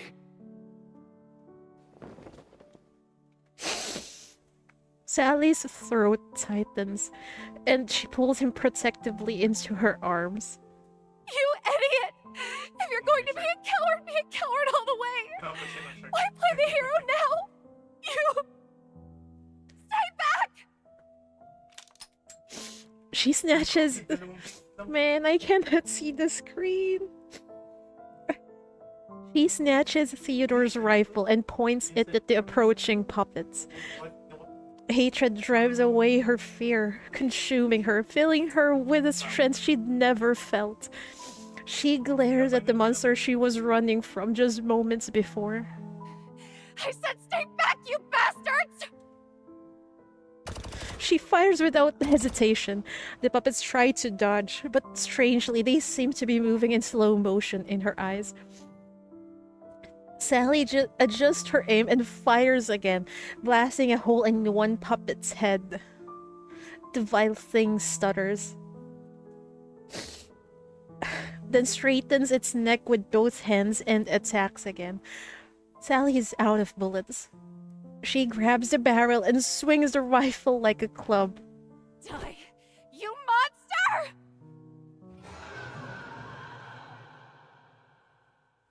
Before the stock connects, the puppet's body convulses. Several slimy spikes burst from its torso. It shrieks and rolls away. That, of course, isn't Sally's doing. Oh, he's alive! Thank God! As the puppet collapses, she sees someone standing behind it. He's holding another monster by the neck and glowering at her with a grim expression. Is that how you use a gun? Cassian, you're alive? You could have said When so did your earlier, power get man! so- Wait. It's the same with her. The same gun. The same bullets. Useless when Theodore fired it, but in her hands, they actually did damage. What happened? Is this her power? Wait, did she turn into a sinner? No. She feels something warm on her face. It's Millie! She wipes a hand across her cheek. It's honey. The black is fading away, turning into a brilliant gold. This isn't my power. I was never this fast, nor this strong. After you made me watch that stuff, something's been wrong with me. He says no more, his eyes fixed on the sinner behind the puppet as she slowly pushes herself up. Millie's temple is split. Damn! Blood smearing her gloves as she presses her hand against the wound. Theodore's hit had done serious damage, but she's back! She's back! Welcome back, Millie! Yet this witch, who had just tormented everyone, is smiling. Cassian doesn't dare lower his guard, but he's genuinely perplexed. Same. Was this your doing? What did you do to me? Where did this power come from? What exactly are you planning? Don't be so mad. I'm sorry I didn't tell you. But the raincoat was watching my every move. Oh. I'm a dumb girl, and this was the only way I could think of to help everyone. I'm so glad it worked. It was all an act earlier. I love you, Billy. Thank you for always being a clutch. As in clutch, saving us, okay? Not klutz, okay? You two are the last ones. I've given everyone the blessing of love. Now you're all stronger. You can make it out of here. Hurry, before the big monster wakes up. What are you talking about? You know that man won't let anyone escape. The sorcery has been activated. They're sealing off the ship. These B-class sinners can't possibly... Millie doesn't answer. She turns her gaze to the others fleeing in the distance. Just fucking run. Trust her, please. The honey she shared gave them strength enough to fight off the puppets and strive for freedom. It rekindles their long-lost hope to leave this place, to fight, to live. Damn it! You know what? The writers are so good. Earlier, I'm just in despair, and then now I see hope, man. Imagine I was just heading into this thinking it will be Lady Pearl 2.0 event, and this is served to me. And I know, right? I'm expecting similar to, not really Lady Pearl, but Insatiable Fiesta. She gave everyone her power through honey. Yes, and because of that, they can escape this place. They have the strength to do so. Mr. E must have anticipated this little struggle. He would have prepared a backup plan. Mr. E must have anticipated their little struggle. He would have prepared a backup plan. The sorcery at the ship's base is activating. The maelstrom of mania expanding and pulling at everyone trying to escape like a bog. At Euphoria's end, the barrier of corruption is growing thicker, blocking the sky, mocking anyone who dares to hope. Fuck you, Mr. A. Millie just gave us hope we can do this. Millie understands this, yet she shows no fear. She never seems to know what it means to be afraid. How will we know if we don't try? I've awakened the love in your hearts. You must believe that love can create miracles. Damn. Instead of getting saved through friendship, we're getting saved through love, and I'm loving it. Why are you still saying these things? That alone won't... Oh, come on, believe it! Just fucking run! The impact sends ripples across the rising mania barrier. On the other side, several patrol ships are pushing doggedly against the quicksand. On the deck of the lead vessel, a weak figure clutches the railing, fighting to stay on the front lines. Chief, welcome! We missed you! The mania is causing the contamination within her to roil out of control. The violent ash storm blocks her vision and jams the navigation systems. She strains her eyes, but can barely see what lies ahead. Just as I thought, that cruise ship was just a decoy. The real hideout is here, buried deep. Chief! How dare they use mania contamination so brazenly? A desperate move after being exposed. Trying to destroy all evidence? Not a chance. You close your eyes and concentrate. The contamination within you is boiling. Something massive out there is resonating with it, activating it. Endure and then catch it. Found it. 3 o'clock, breach the position. Fire! More impacts hit, not strong enough to tear through the mania barricade, but the ripples are clear signal of hope. An affirmation from fate that their rebellion was not in vain. Thank God! Another hope is in here. Chief is here. Millie gave us hope first, and then there's Chief. Thank fucking God. The long oppressed find their strength, empowered by the golden blessing. They focus their attack on that single point of weakness in the barrier. Slowly but surely, they tear open a crack in Euphoria's darkness. Let's go! Sally clutches the unconscious Theodore, tears welling in her eyes. At last, the weight of repression is lifted, and the world opens up before her. She turns eagerly to her friends. We're getting out of here! Cassian! Billy! Let's go! There won't be anyone left behind. Millie is also gazing at the crack. Bathed in a soft golden light, she looks dazed but deeply satisfied. Oh, I think she saw Chief. See? When we have love in our hearts, when we fight for that love, miracles will happen. Exactly what I said earlier. Even though the world is so freaking dark and depressing, as long as you have a love in your heart, then miracles do happen. Oh, no, what now? A chill runs down Sally's spine. The black filth on Millie's body has turned into golden honey. But beneath the sweet glaze, Sally can see red patterns spreading across the sinner's skin, clinging to her like veins. Oh shit, I thought we're almost there! Sally can see red patterns spreading across the sinner's skin, clinging to her like veins, like some kind of parasitic vine. Cassian recognizes it. His eyes widen in disbelief. Oh my god! And Millie was holding that back earlier!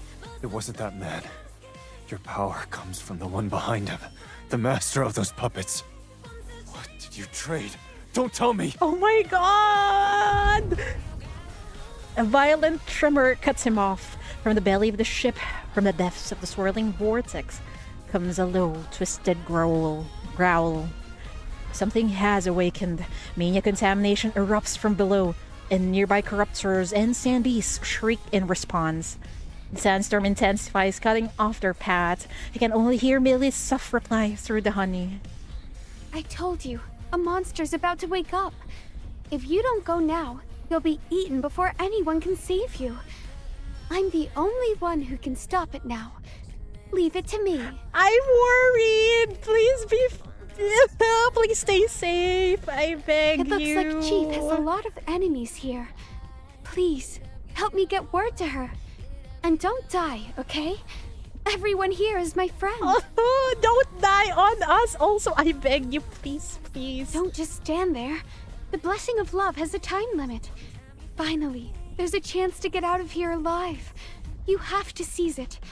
Sometimes you only get one shot to change your fate. If you really think of us as your little sisters, then at least save one of us. Don't make the same mistake again. They're little sisters, they said. And Cassian is the older brother. That is so freaking sweet, man.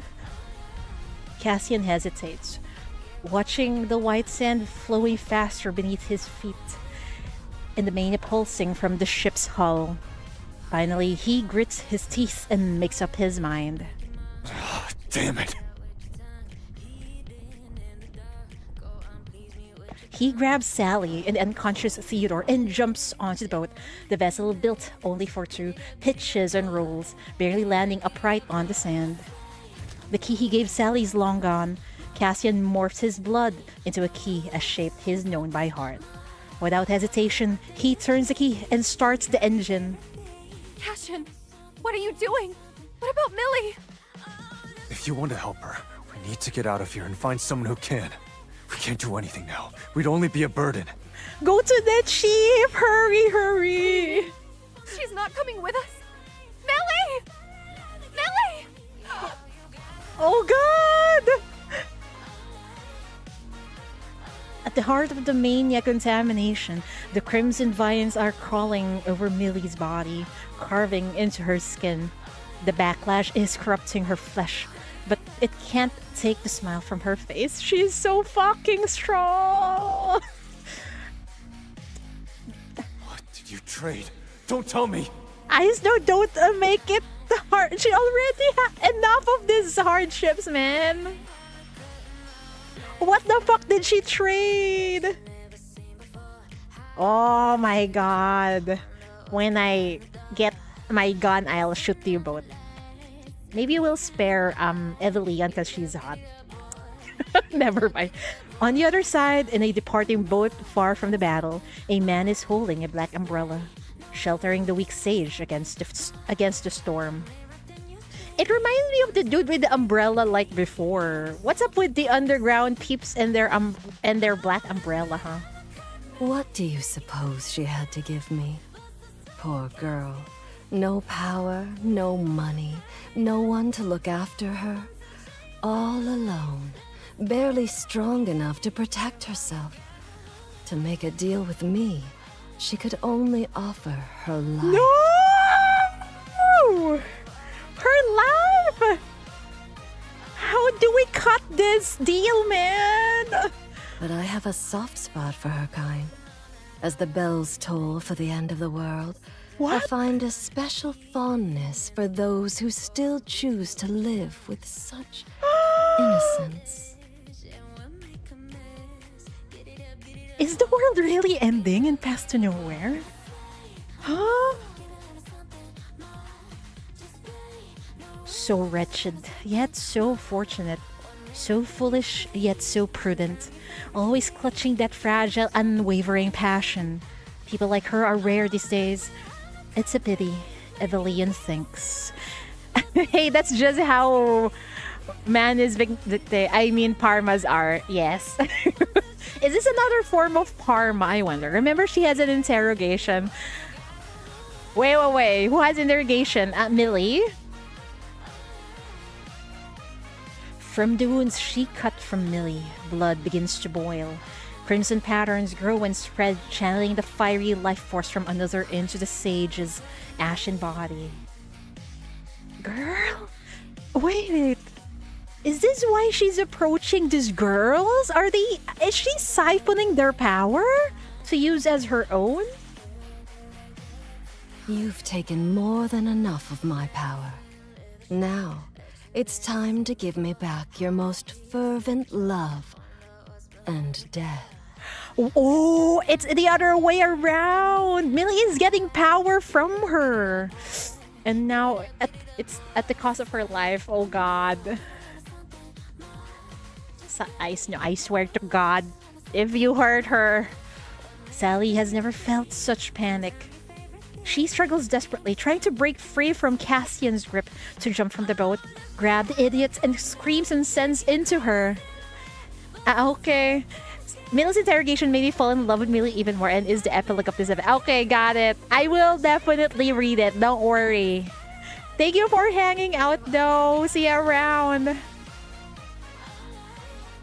You dummy! Are you playing hero for your chief? That's right. I just love her that much. What can I say? Millie, we love you too.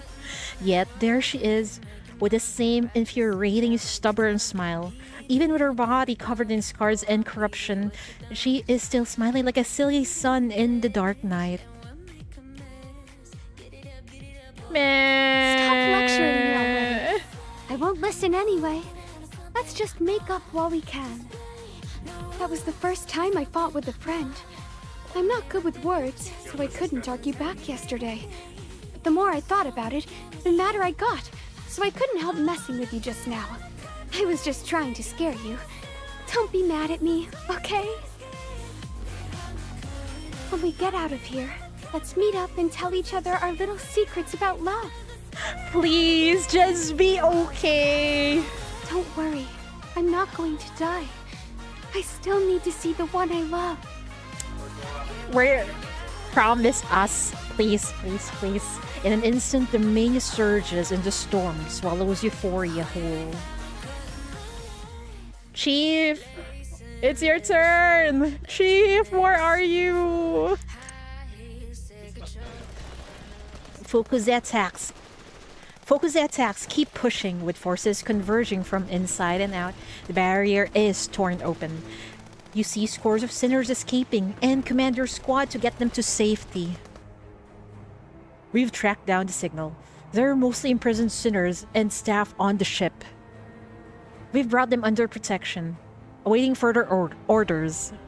Doctor supports you, clearly intending to get you back to the cabin. Releasing the shackles helped you find the right direction, but it also exacerbated the corruption. Your head is ringing. The chief is really in a bad shape, huh? But a sharper unease hammers at you. Get me a boat. You stay here and help with the rescue. I need a few people to go in with me. We can't stop here. There's more to this. You force your weakened body to stand.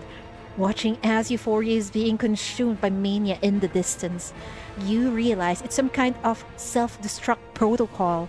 Somewhere you can't see, the enemy is making their final move. You have to go there. Now. You can't say why. To salvage intel? To hunt down the mastermind? No, it's more than that. Your temples throb.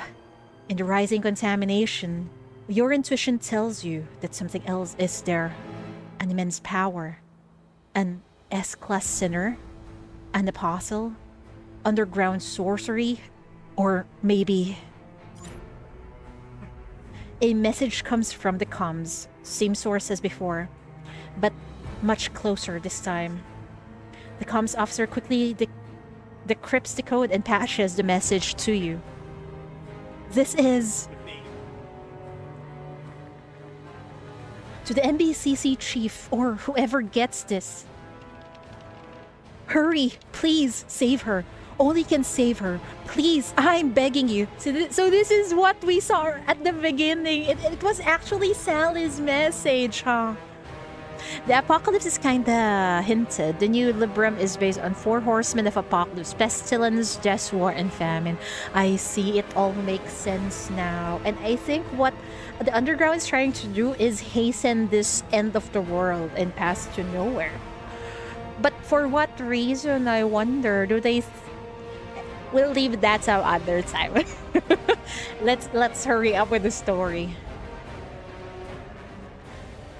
Sally frantically mashes the keys, repeating the same words over and over as tears splatter onto her hands and the console. Cassian's boat struggles against the quicksand, straining under the weight of 3 people. There's no telling how long it'll take to break through the barrier and reach rescue teams. She can only hope this signal can get through the sandstorm and reach someone, anyone, a little sooner. Please, just a little faster, please. Chief is there, Chief is there, almost there. Hang in there. Step by step, Millie walks down the wrecked dam. I didn't know this song has a slow version.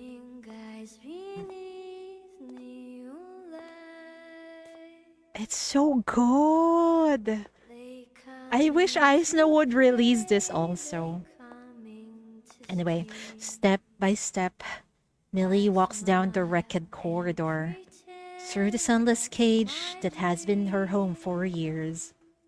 The power inside her surges through the space, draining her even as it guides her to her destination. Corrupt or contamination blocks her path, and she's taken a few hits, but she's happy that everyone else is left. Millie's in such a good mood. She starts to hum a tune. Is our Sally crying right now? She is. We had so little time. I couldn't explain anything properly. Maybe we'll get another chance someday. I know I told you I wouldn't listen, but you really did teach me so much. You've gone to school, seen the world. You're smarter and more level-headed than I am. And you even got to be with the one you love. I envy you. You showed me that love isn't always sweet, that there won't always be perfect understanding, that the ones we love aren't necessarily strong and perfect. Maybe we don't really understand each other. Maybe someday we'll drift apart. That is so true. I learned how terrifying it is to give your heart to someone. Love makes you vulnerable. I suppose I've never truly experienced love, since I've never worried about that. But what it gave me was more than enough. Just thinking of that person, remembering a single moment, brings me joy and makes my heart race. My whole world changed. Whether in Syndicate or here, the night no longer strangled me with its grip. I had sweet dreams instead of nightmares. I could imagine happiness again. I could look forward to tomorrow. I became so much braver. Things I never thought I could do, I now have the courage to try. I can feel kindness again. And I want to embrace the world, to love everyone around me, even if they push me away. If this is the power of hormones and dopamine that scared you so much, then I want to thank it. It's incredible. An illogical, devastating force. It must be life's gift to all of us. I agree. Everything You she must have felt says it is too, on point. right? You didn't hesitate to shoot that terrifying raincoat monster. Even your timid Theodore found the courage to charge out and fight me. Love can turn us into fools, but it can also make us blessed heroes. I've seen how strong you are, Sally. This awful world shouldn't scare you at all. Even if Theodore really is a scumbag, there's nothing to be afraid of. I fucking love those lines, man. It just fucking warms my heart.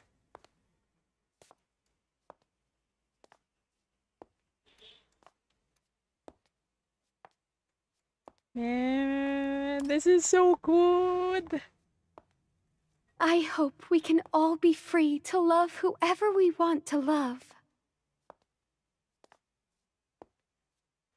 I want to quote everything she said back there. That is so freaking beautiful. The long road comes to an end. She's back on the stage. It no longer shines with its usual splendor. The magnificent curtains are torn apart, the tiles shattered to pieces. Electric sparks dance among the ruins.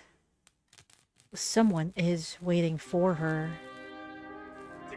You still haven't learned your lesson, Millie. Didn't that chief tell you? Back in Syndicate? Stay where you are and protect yourself. She will come back for you. If only you'd listened and waited there like a good girl. Why did you have to run out after her? Oh my god. So the final boss is actually Mr. E. Okay, great. We can kill him off. Serves him right. If you hadn't run out, the bad guys would never have caught you and sold you to me. Your love story could have had a happy ending. Who knew she was so amazing? It was chaos out there, and I was worried. It was the first time I'd ever loved someone. I didn't know what was the right thing to do. She walks onto the stage, smoothing her dress like she always does. It's a gown her boss has custom made for her, exquisitely adorned. Before every show, she would gratefully adjust it to perfection. You were very kind to me, Mr. E. No one in Syndicate was ever that good to me.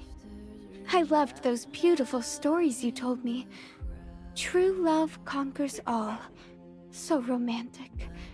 But sir, what you said and what you did were two different things. All you wanted was to crush love under your feet.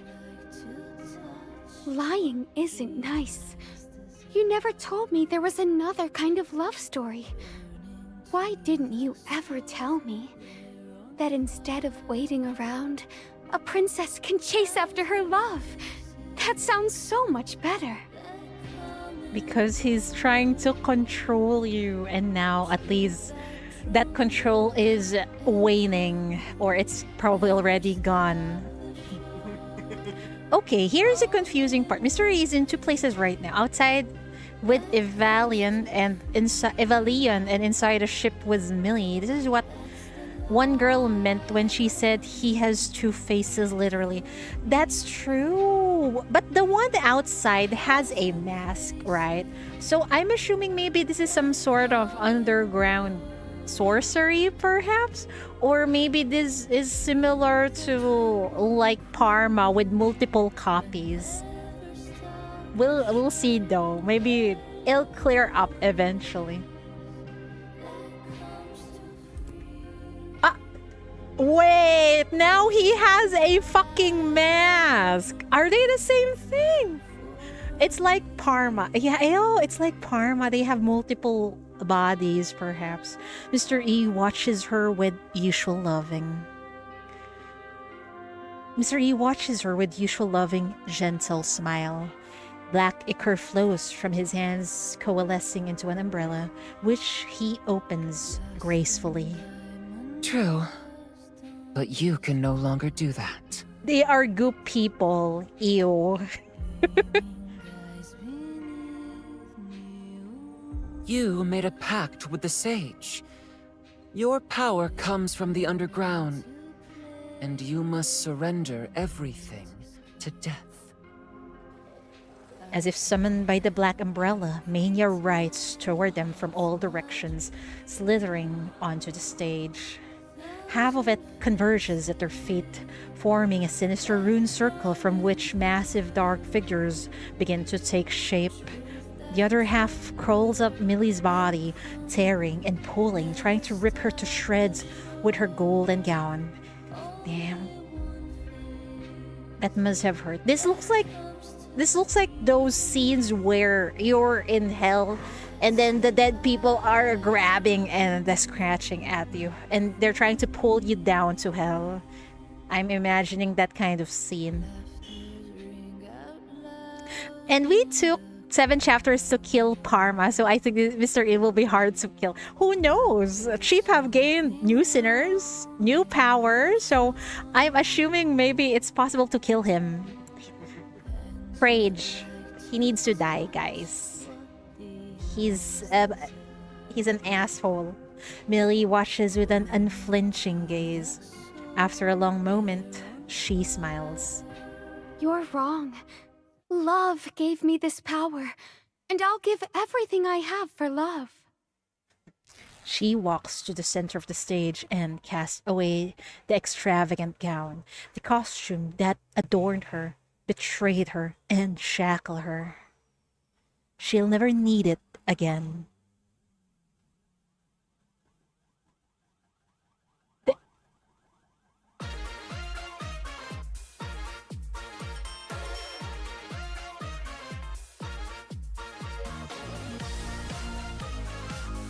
Such relief, such liberation. The monsters, divines entangling her, the powers that burn so brilliantly only to fade. None of it is to be feared. This is Euphoria's final performance. The band in her head begins to play. Her dancers have gone ahead to the new world. And as for the audience, she'll just pretend her beloved chief is sitting in the front row. We're watching Millie! I took the liberty of imagining you as the hero who would come and take me away. Even minutes ago, when I sensed people arriving, I still dreamed you were among them. Their chief is there, believe! On second thought, that's still me waiting for you to save me. A bit pathetic, isn't it? No, it's not pathetic at all. Chief, where are you? Please save her now. Through the rift, a boat is heading toward the heart of the vortex against the tide of people fleeing. Also, she just tore out her gown, right? So she's basically already half naked and performing. Oh my god. I wish we got an animation of this. Don't get distracted, cheatery. Through the rift, a boat is heading toward the heart of the vortex against the tide of people fleeing. Slow down. The contamination there is no joke. I'm not about to let you die. We need to save Millie. The mania is retreating, pulled inward. Is something gathering power? But it's not steadily rising.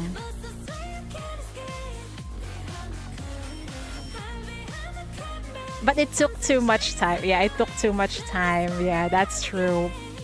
For research purposes. For research purposes. The contamination level at the center are fluctuating violently. With sharp, frequent dips. Someone's weakening it. Someone's still down there fighting the mania. We need to hurry. We must get there fast. Let's go, Chief. Let's go. It's been a long, long time since that day. So long, I almost forgot what you looked like. Sally had to tell me before I realized. I want to know the real you. Behind all those legendary stories and great titles, what kind of person is the real you? What do you like? What do you dislike? Do you ever feel afraid or lonely? What are the things you're good at? What about the ones you struggle with? I want to meet your friends too, and learn about your work. Oh, I wonder if you already have someone special? Do we tell her? We got a lot of special someones, but you're a welcome addition, okay? Would it be a burden to be loved by someone you've only met once? No! Then maybe I'll just hide my feelings so you don't find out. Don't worry, I'm a great actress. We'll welcome all the love, okay? But it would be better if I could candidly tell you how I feel. You'll get your chance, Millie, don't worry. Investigation team has reached the mania epicenter. Contamination levels are... What? Evacuate immediately? Repeat, support cannot reach what? That was too fast! Investigation team has reached the mania epicenter. Contamination levels are high, forming a physical barrier. Cannot proceed further on or remain for long. The high-density mania field is interfering with our systems. We cannot pinpoint your coordinates from the outside. A remote strike would likely hit your position. Support is not possible. Evacuate immediately. Prioritize Chief's safety. Repeat, support cannot reach your position. Evacuate immediately. No, Chief is gonna head there. From the audience, inside the hidden boat, Evelyn watches the man holding the umbrella beside her. Yeah, there's a line of about 90 plus sinners. Yeah, get in line, Millie. And Graves wants to talk to you. Uh-oh. Mr. E's face twists, contorts, and ruptures as if under attack by an invisible assailant, before finally melting into a puddle of sludge. Ew, he just turned into a goo. The color has returned to Evelyn's arm. The ritual is over. A spot of good luck, but a shame all the same. She waves a hand. The boat turns and sails into the void. It's amazing how those unseen futures make my heart race. I long for the stories we might share. Yearn for you to enter my world.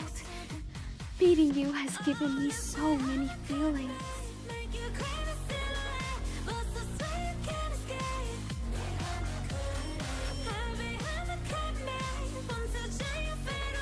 Yeah, that's Chief. You give me joy and sorrow.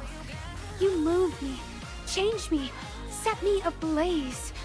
We'll go on an adventure unlike any other. Even if it's fleeting, I can't wait. I'm about to say earlier that yes, that's Chief spreading her riz. Don't change. This is the passion Don't change, you give Chief. me, the feeling I call love. If it is wrong and false, then show me what's right. Show me who you truly are. Don't worry, girl, she's coming. That's what I wish for so fervently. To see you again.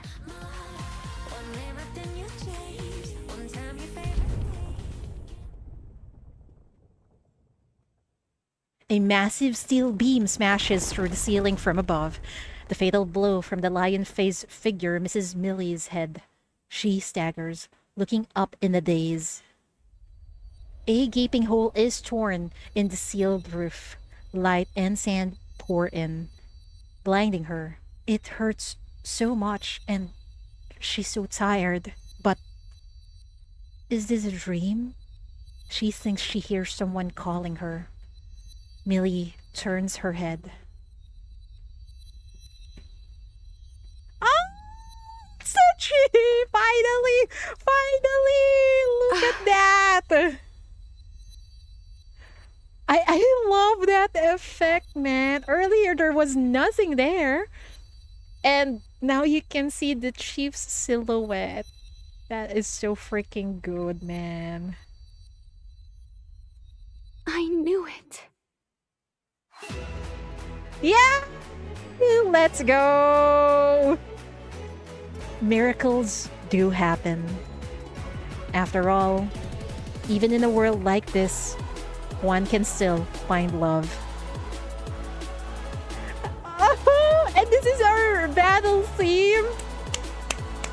Let's go! Who's the boss? 5 cores? Magic Rest A. You know what?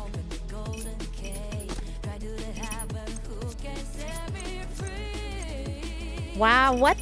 Dear audience, let me what a unveil music this to end tale before you. everything. It's so freaking Switch to a cooler battle uplifting. model next time. It's Disney Princess, yes. Go! Rest assured, and leave it in my hands. Wait. How many cores is that? 5, right? I'll personally see them off on their journey.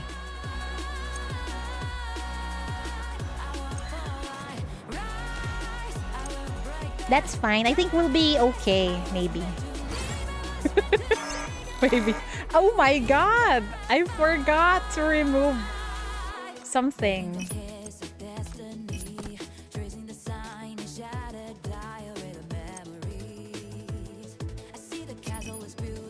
Manti, go! Does she have a crime brand? No. Oh my god.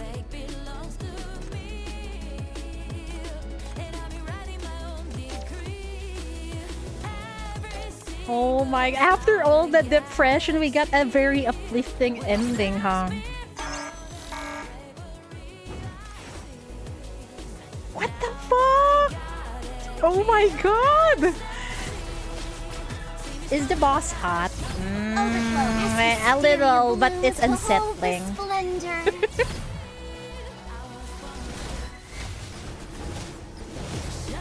The end is nigh. Listen. The rain. Enjoy the release. Damn, are those Baphomets earlier kind of sexy? I'm getting distracted by the wrong things again. Anyway. You can't pinpoint the center of this mania field, but you do have the precise locations of the Aurum Secretum devices destroyed earlier. This peculiar arrangement gives you an idea. You immediately extract the central coordinates and report them to Nirvana. Reinforcement finally arrives. Almost at the same time, the strike hits. A phenomenal energy erupts from inside the ship, like a coordinated pincer attack. An explosion blasts through the vessel. The region's M value spikes to an extreme high before plummeting. More than half of the cruise liner is blown apart, and with it goes most of the accumulated contamination. After the Aurum Secretum devices cease functioning, the mania field gradually settles. The sandstorm enveloping the fleet finally recedes, and regular communications are restored, confirming all squad operations were successful. A cool breeze blows through the now open cabin, clearing your head.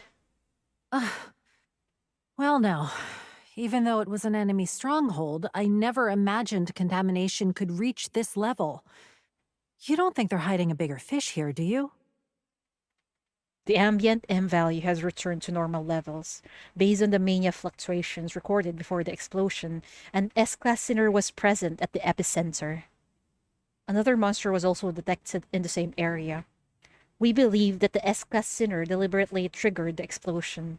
The blast eliminated the monster and incinerated the corruptors and apostles it had drawn in. Oh my. Did they get so scared they killed themselves before we even got a chance to fight them? That was an easy victory, Chief. She smiles and pats your shoulder, but the communications officer's expression is grim.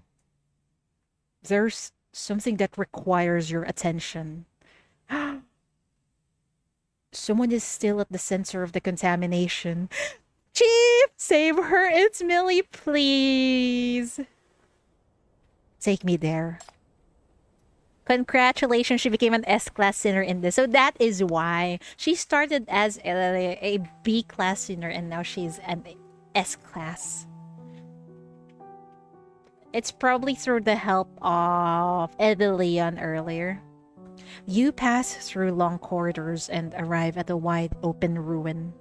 It might have once been a dance floor or a grand ballroom. It's hard to tell now. The blast has obliterated almost everything, leaving only melted flecks of gold dust scattered about, shimmering in the sun like a thin carpet. This place must have been magnificent once. Beyond that golden carpet, at the center of the explosion, is a cleared circular space that almost looks like a stage. And at its center, something gold lies shattered on the floor. Don't tell me. Please be okay. Please be okay. It's a woman with golden hair. She's smiling, her eyes half open, staring at the sky, yet blind to your approach. Oh my god. Were we late? The doctor holds you back. The doctor holds you back. She walks forward in silence, puts on her contamination gear with practiced speed, and tries to wake the woman, to revive her. No! But in the end, she sighs and switches to a simple examination before returning to your side. She's an S-class sinner with extraordinary power.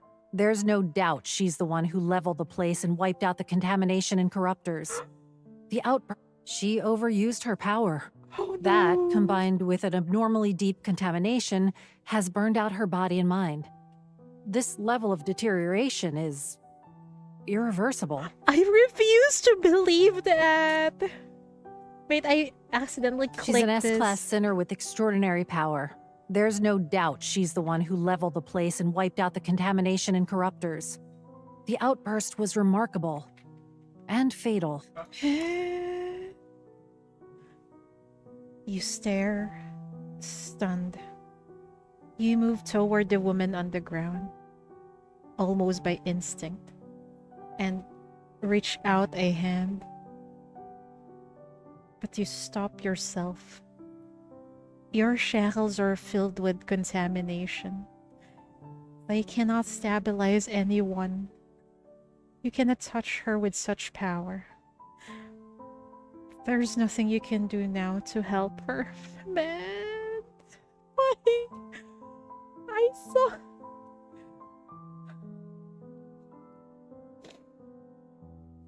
I thought we could save her.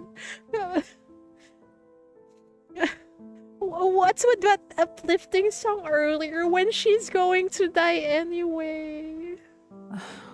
There's very little we can do, Chief. It's too late. She won't die. You let go of your companion's hand and move forward, step by step, until you can kneel beside her. You take her scarred hand in yours.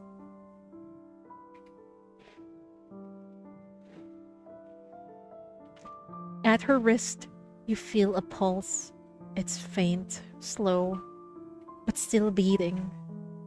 Warm and steadfast.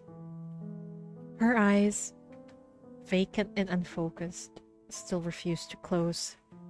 Longing for one last look at the sky. No, she's looking at you, Chief. And so, you look at her and hold her hand tight. You're not going to die. Everyone who made it out of here is strong. They fought with all their might to live. You were the one who bought them time. Fighting the enemy alone, weakening the mania. Without you, things would have ended much worse. Thank you.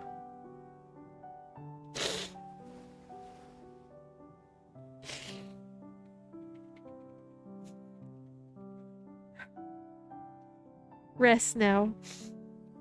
Have a sweet dream. And then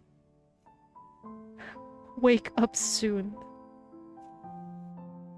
Many people will want to meet you, to hear your name and your story. I'm one of them.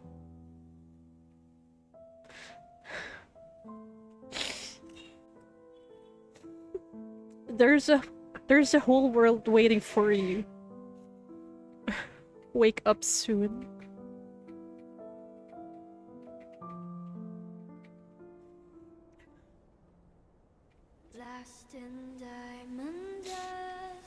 It looks so fucking peaceful, man, as if there was no battle that happened here.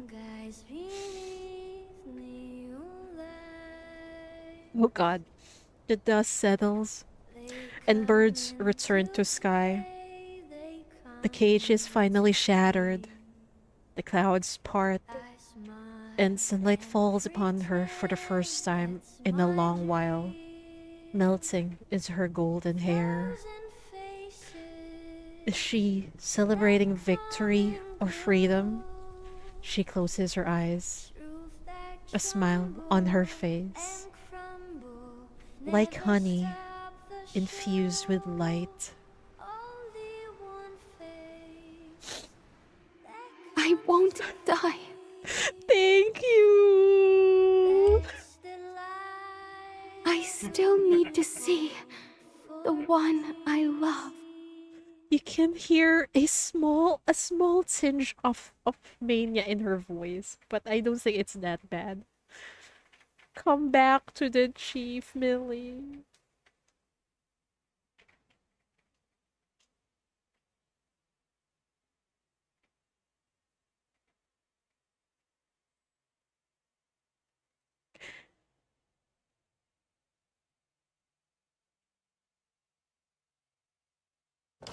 The investigation into corruption and infiltration crimes continues to deepen. By an extraordinary coincidence, the patrol discovered what appears to be the largest foreign intelligence outpost deep in the high seas. The original site of Euphoria was completely destroyed by abnormal mania, but evidence of bribery, wiretapping, collusion, and treason has been partially recovered.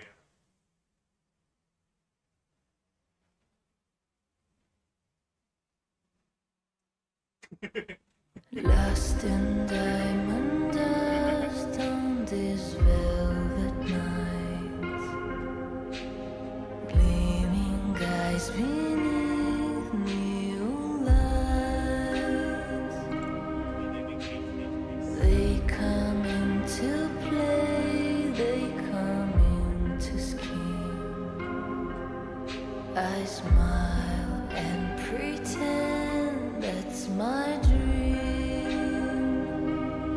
Thousand faces that come and go, truth that tremble and crumble, never stop the show. Man, Millie's not awake yet. That comes to free. That's the light. No, she has not woken up. But at least she's in the MVCs. Man, that was amazing. Oh my fucking god. She is yet to wake up. The psychological manipulation to pull for her to get her interrogation. Well done. Yes, this is how we encourage people to roll, guys. Amazing. That is, I think, the best event that I have read this year. Yes.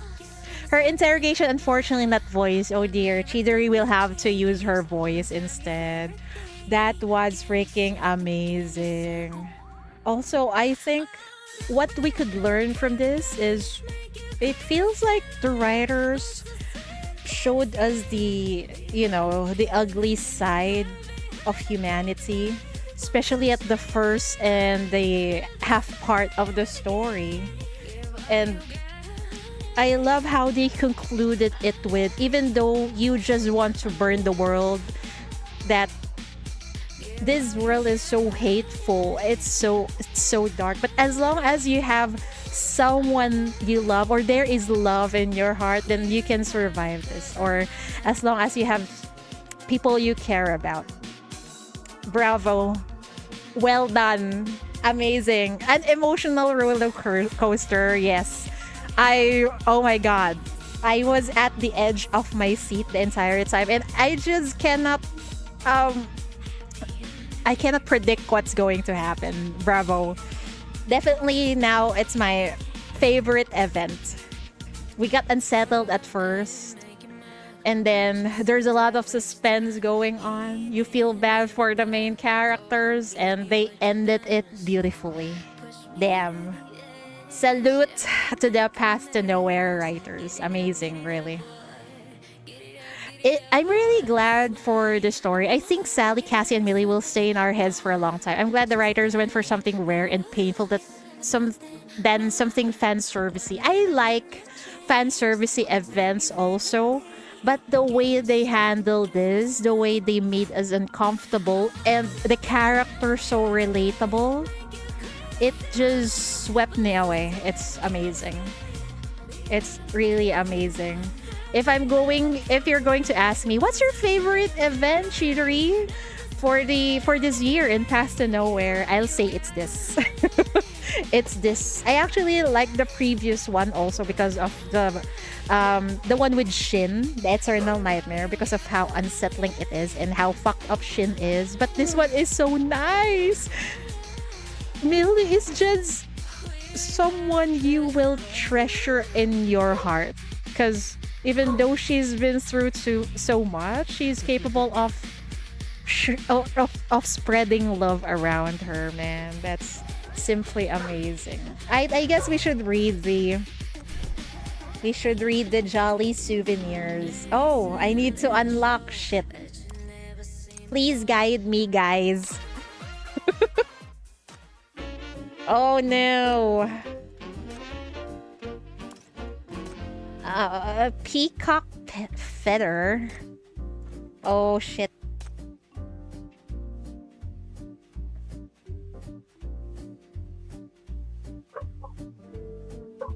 Peacock feather. Peacock feather. Peacock feather and defense and magic resistance. I'm not sure. Increase crit rate boost, damage boost. As long as they haven't reached their move limit. Physical magic penetration every 2 seconds, stacking up to 10 times. All stacks are lost. I'm not sure if on what to use.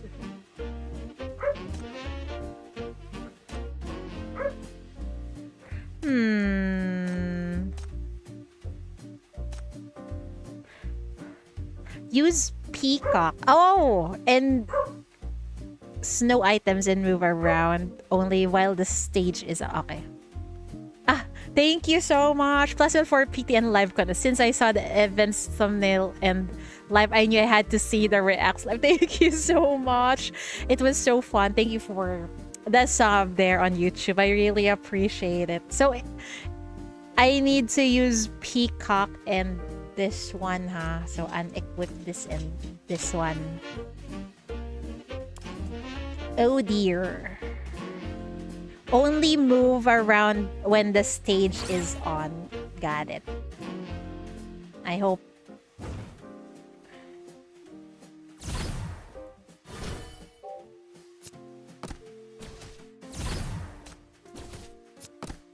My sincerest love for you. Great.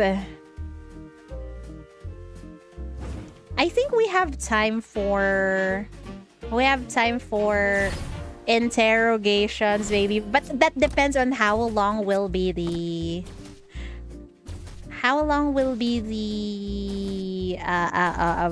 items.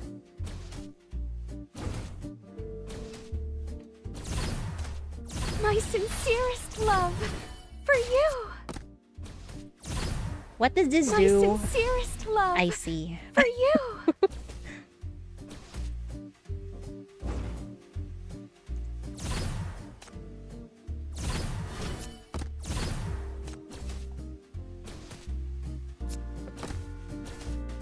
Don't die on us. I beg you.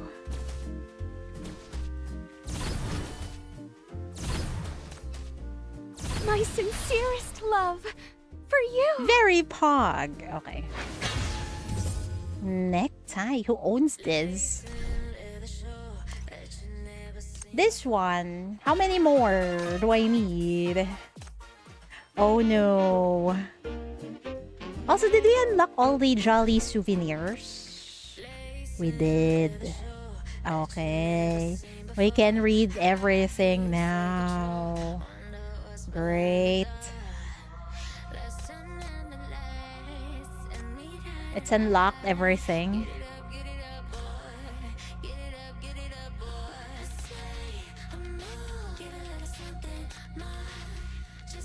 We didn't finish Sally's item, right?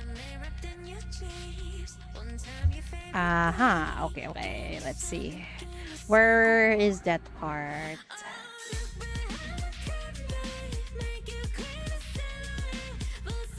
Okay, I think it's this one.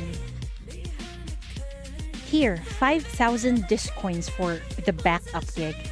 Count it, you two. That's it. We danced the whole night. The freckled girl protested under her breath.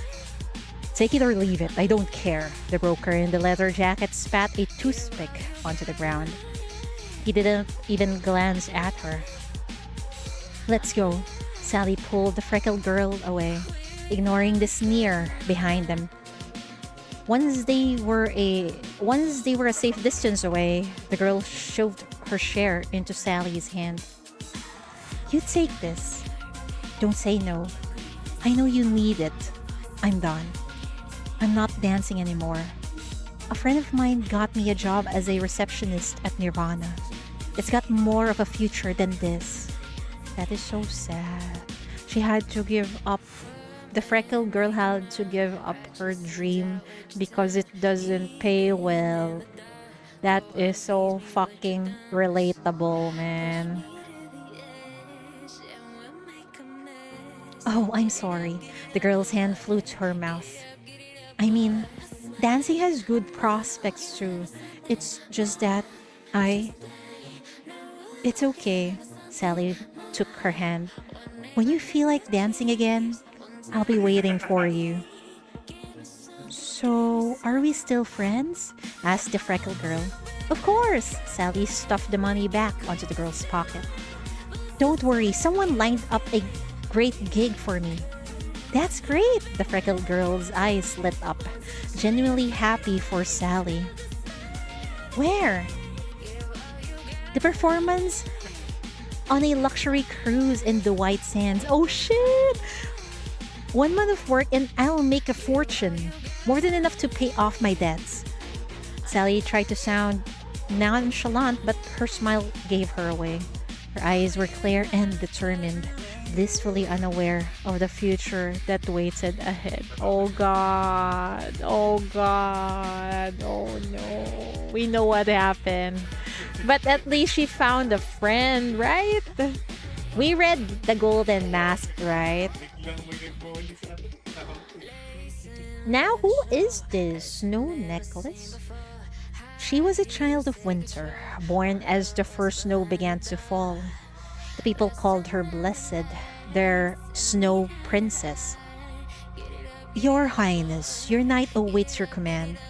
The boy, mimicking the knights from storybooks, gave her a flourishing bow. You may rise and you may sit beside me. The girl playing her part as the princess gestures for him to join her. You know, the Snow Princess told him, one day I'm going to go south. South? Why? Where in the south? The boy began to panic. The girl didn't really know why. Only that she had grown tired of the northern stars, the auroras, the white bears, and the endless snow. It is the snow lady, the co-worker, huh? Theirs was a tiny settlement, a handful of people struggling to survive with the meager scraps of hypercube traded from the city each year. I'm going to the city, she declares. I heard they have mountains of hypercube there, and endless fish soup and stoves that are never empty, and blankets that are always warm. They say the people in the city are the happiest in the world. But, this is the dude. But if you go to this city, what if I miss you? The boy's face flushed red, and he coughed a few times. I mean, what will you do if you miss home? If I miss home, I'll just watch the snow in the city. Her cheeks reddened too. Wait, does it snow in the city? I don't think so, right? I don't think we have seen snow in the city. When I see the snowflakes fall, I'll think of home, and I'll think of all of you. Besides, the girl promised, once I'm all settled, you can come visit me. It's a deal then, the boy said. We'll watch the snow together in the city. A deal. The girl nodded, then darted forward and gave him a quick peck on the cheek. Both their faces were on fire now. Ah, such a sweet love, but why the fuck did she end up in Euphoria? Ladies and gentlemen, gracing our stage tonight is the Flower of the North, born from ice and snow, the last descendant of a land devoured by the apocalypse, here to bring you a dazzling show of winter, the Snow Princess!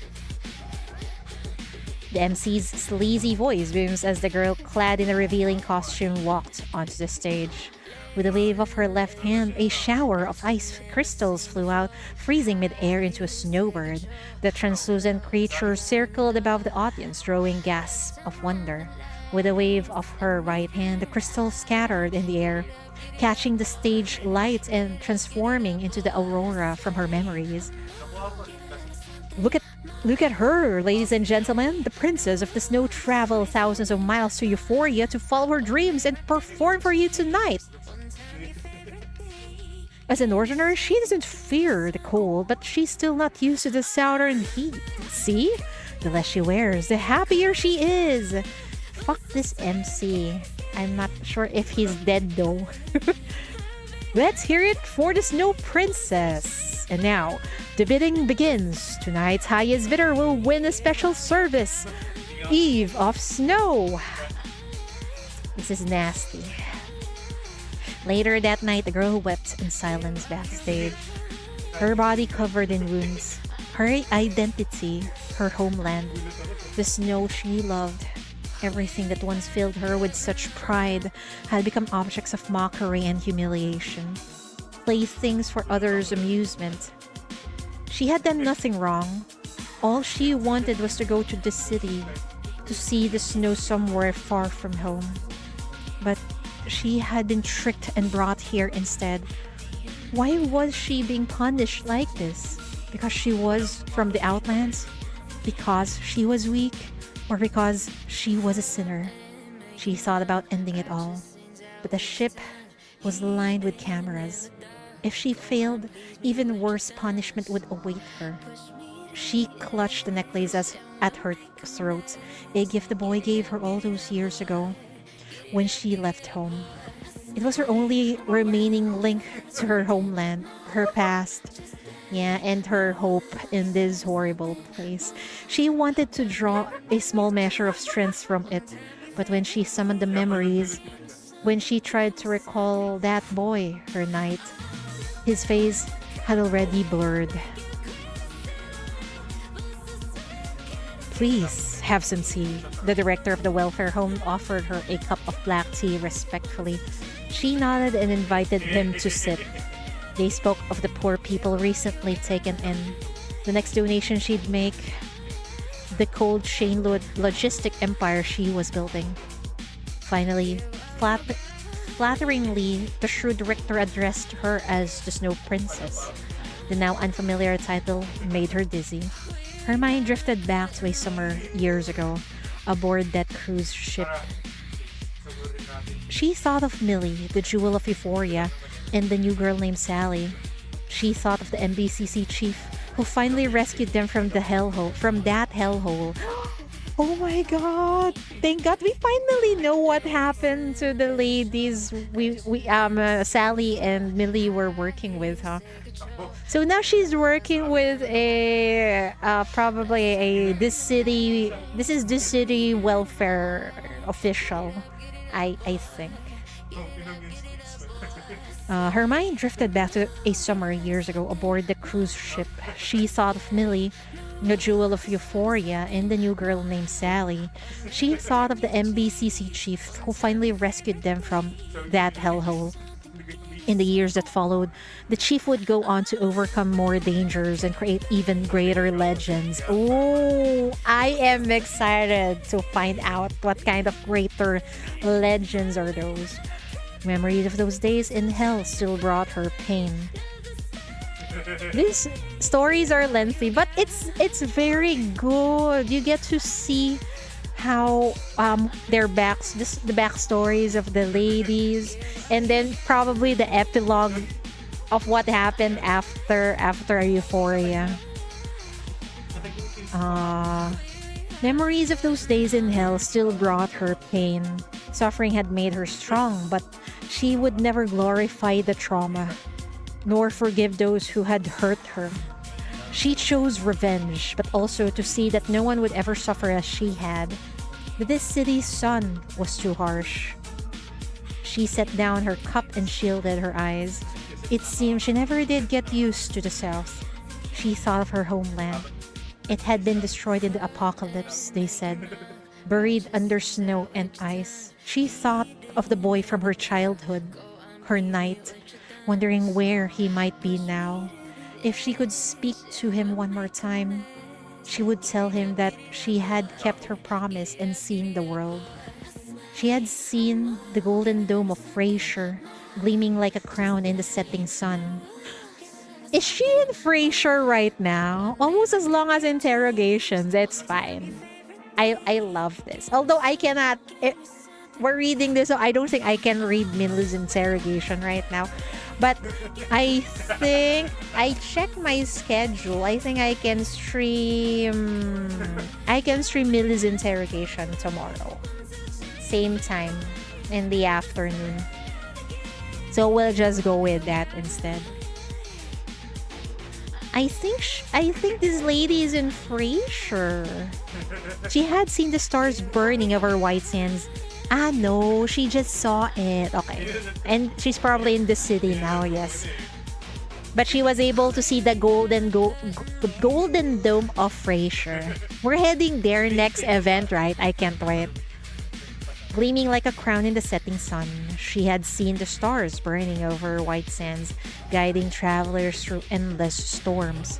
She had seen the towering skyscrapers of the city, erect like lighthouses on the horizon, in everyone's imagination of a land far away. But she had never seen snow again.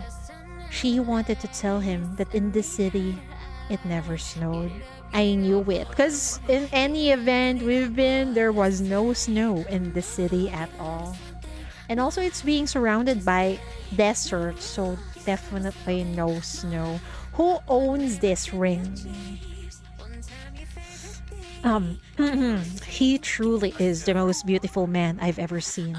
The guest from Frasier settled into the VIP box, his gaze fixed on the stands not far away. But of course, he is our prince, the unblemished flower of the southern white sands. His host replied with no small amount of pride. Why would someone so beautiful be drawn to something as cruel as the fighting pits? The guest from Frasier asked. Please respect our tradition, the host said, his tone hardening. The duel is a trial of strength and will not. The duel is a trial of strength and will, not the vulgar blood sport you imagine. Then you have my apologies, the guest gave a slight bow, and they watched the show together. Gladiators drove their weapons through each other. Sandworms' acid melted through armor plating, and starving beasts feasted under still struggling prey. Oh my god, they have gladiator matches in Frasier? How backward are their city-state, huh? The guest from Frasier snuck a glance at the Outland's prince. He seemed engrossed, intoxicated by the sweet metallic stench of the arena. Then, the prince entered the pit, taking a spear from an attendant. He vaulted the railing and leaped into the ring. The crowd erupted in cheers like a tidal wave. That seems exciting. Several gladiators seemed to harbor a deep-seated hatred for him. They quickly abandoned their own fight and turned on the prince, roaring as they charged at him at once. But one by one, the prince struck them down with languid ease, then used his spear to slowly carve holes in their bodies. I wonder if this is the ring of that. There was a guy with a mask that says like a noble from the Outlands. Maybe it's his ring. He motioned to his attendants for more instruments of torture. The gladiators' screams filled the air. In the sands, some began to cover their eyes or ears. He revels in the torment of others, the guests from Frasier thought. Perhaps this is a weakness I can exploit. The prince rose from his bed and examined his body in the mirror. He thought of white jade stones lying at the bottom of an icy river, and of the marble statue he had seen in Frasier as a child. Then, he picked up a cat o' nine tails from the table and lashed it forcefully across his own body. Why? Crimson welts bloomed on his skin like sacred markings, or imperfections that make a work of art perfect. You know, I can help you with that if you want. A lazy voice came from behind the curtain. A hand reaches out and plucked a piece of candied fruit from a dish by the bed. The prince didn't answer, mesmerized by his own reflection as he continued to etch whip marks on his skin. What the fuck is happening? Does he enjoy pain? I thought he only liked giving pain to others. How long have you been into this? His companion asked. I know some girls who are very good at it, safe, and guaranteed to satisfy. Ew, what the fuck? They even have a dungeon. You can be whomever you want. A little boy abused by his stepmother, a slave escaping from his mistress, a soldier defeated by a warrior maiden, a king captured by an empress, whatever you desire. What kind of play is this? Who the fuck owns this ring? A cold smile touches the prince's lips. He waved a hand, dismissing her. The woman grunted in annoyance and left, muttering under her breath. Droplets as brilliant as pomegranate juice seeped from his wounds, and the prince felt an indescribable pleasure. Uh-oh. He's onto that. Wink, wink. This was not something that he could leave to others. They know nothing, he thought. So many role-playing options. I'm like, well, if they enjoy it, then you do you guys, whatever. It's your own body and your own happiness. They know nothing of this art. They know nothing of how to create pain or how to bear it. But strangely, an inexplicable dissatisfaction still lingered. It felt like something was missing. A single piece was still missing from the puzzle in his heart. Oh, okay. He really is that prince mask we saw on the ship. Must I wear a mask on the ship? The prince asked curiously. Yes, it's our dress code. Furthermore, the man before him said in a tantalizing voice, we're confident you'll find things far more pleasurable under a mask of anonymity. I'll take this one then. The prince pointed to a mask that looked plain, almost ugly.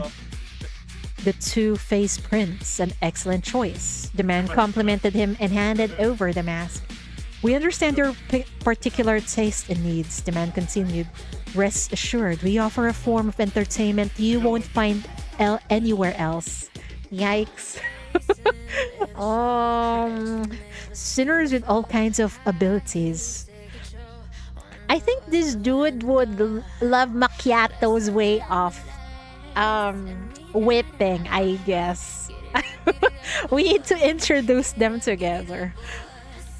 Trust me, they have a much higher pain tolerance, and with their abilities, they can easily provide more varied, safe form of pain. I'm certain you'll be more than satisfied. The man bowed and backed out of the room. And yet, after some time on the ship, the prince was still bored. The missing piece of himself remained unfulfilled. Then, he heard about a girl, one who could awaken true love in a person's heart. He tried to think of someone he had loved, but he came up with nothing. Had he ever loved anyone? Not even once? Love. Perhaps that was all he needed? He sought out the girl named Millie. She touched his hand gently, and instantly the image of his love appeared before his eyes. Suddenly, the prince understood everything. He nodded. A great weight lifted from his heart. What did you see? Millie asked curiously, but the prince didn't answer and deftly changed the subject.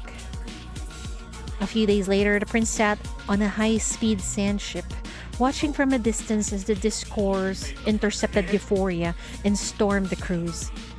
It's all over, he thought. And then he remembered Millie's question. What did you see? He had seen himself. A crowned and glorious king looking down on the world. A vile, humiliated wretch groveling in filth.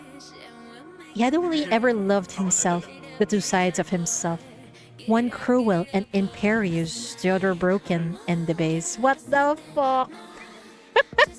For someone who is a prince and a noble, he is fucked up. No wonder he came to Euphoria. Now, wait, I think we read this one before. I think we finished this.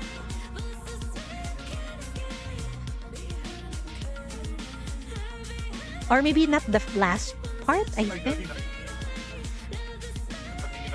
No, we've read this. Yeah. We finished this one. Now. Damn, some freak folks out there. I know, right? Crazy. But they still do exist in real life also. But you rarely see them because they hide it. Most of them hides it in real life. Feather one. Now, who owns this?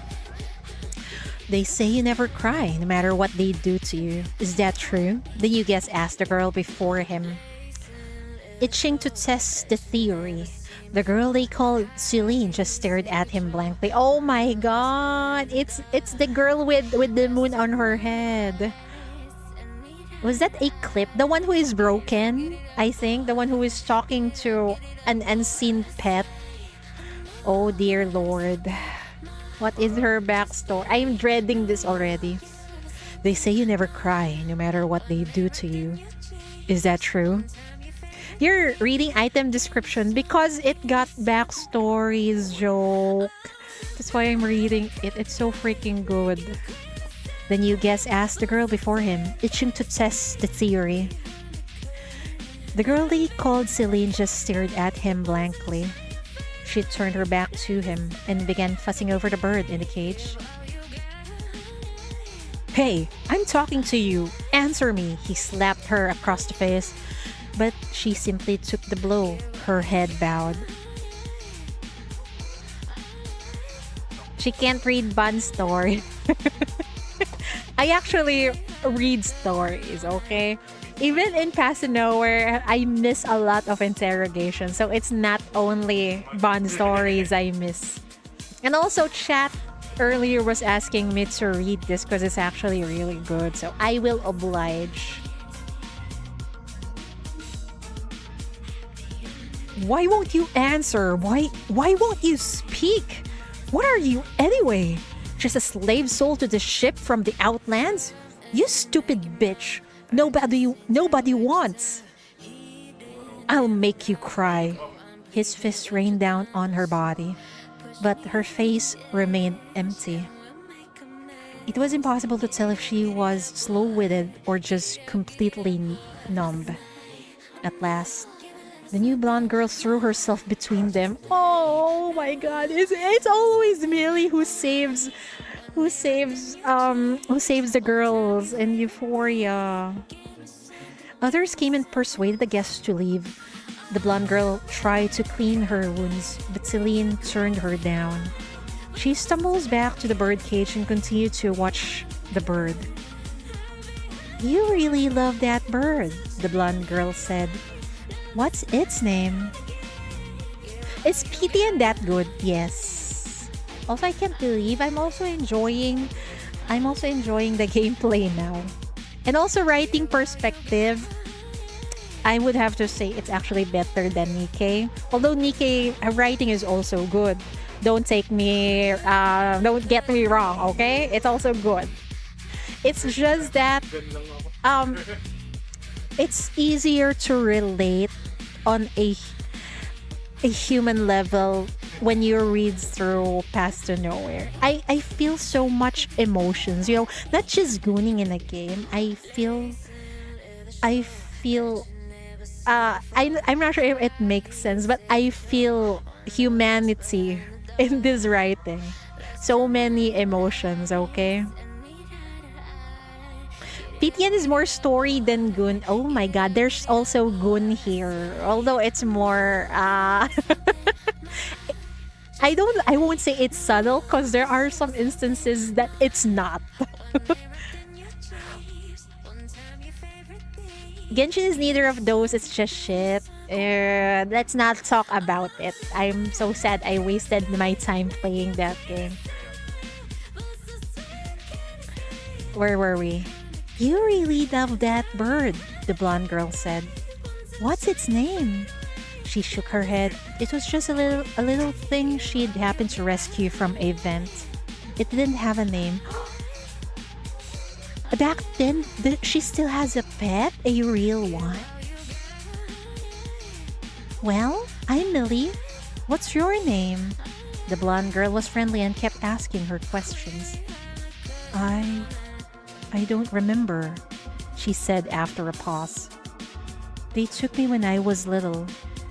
I don't remember my name. Oh my fucking god. Millie wiped her eyes and pulled the girl into a tight hug. Oh my fucking god. She was sold here while she was still a child and she's been working here all her life? Fuck those people who sold her here, man.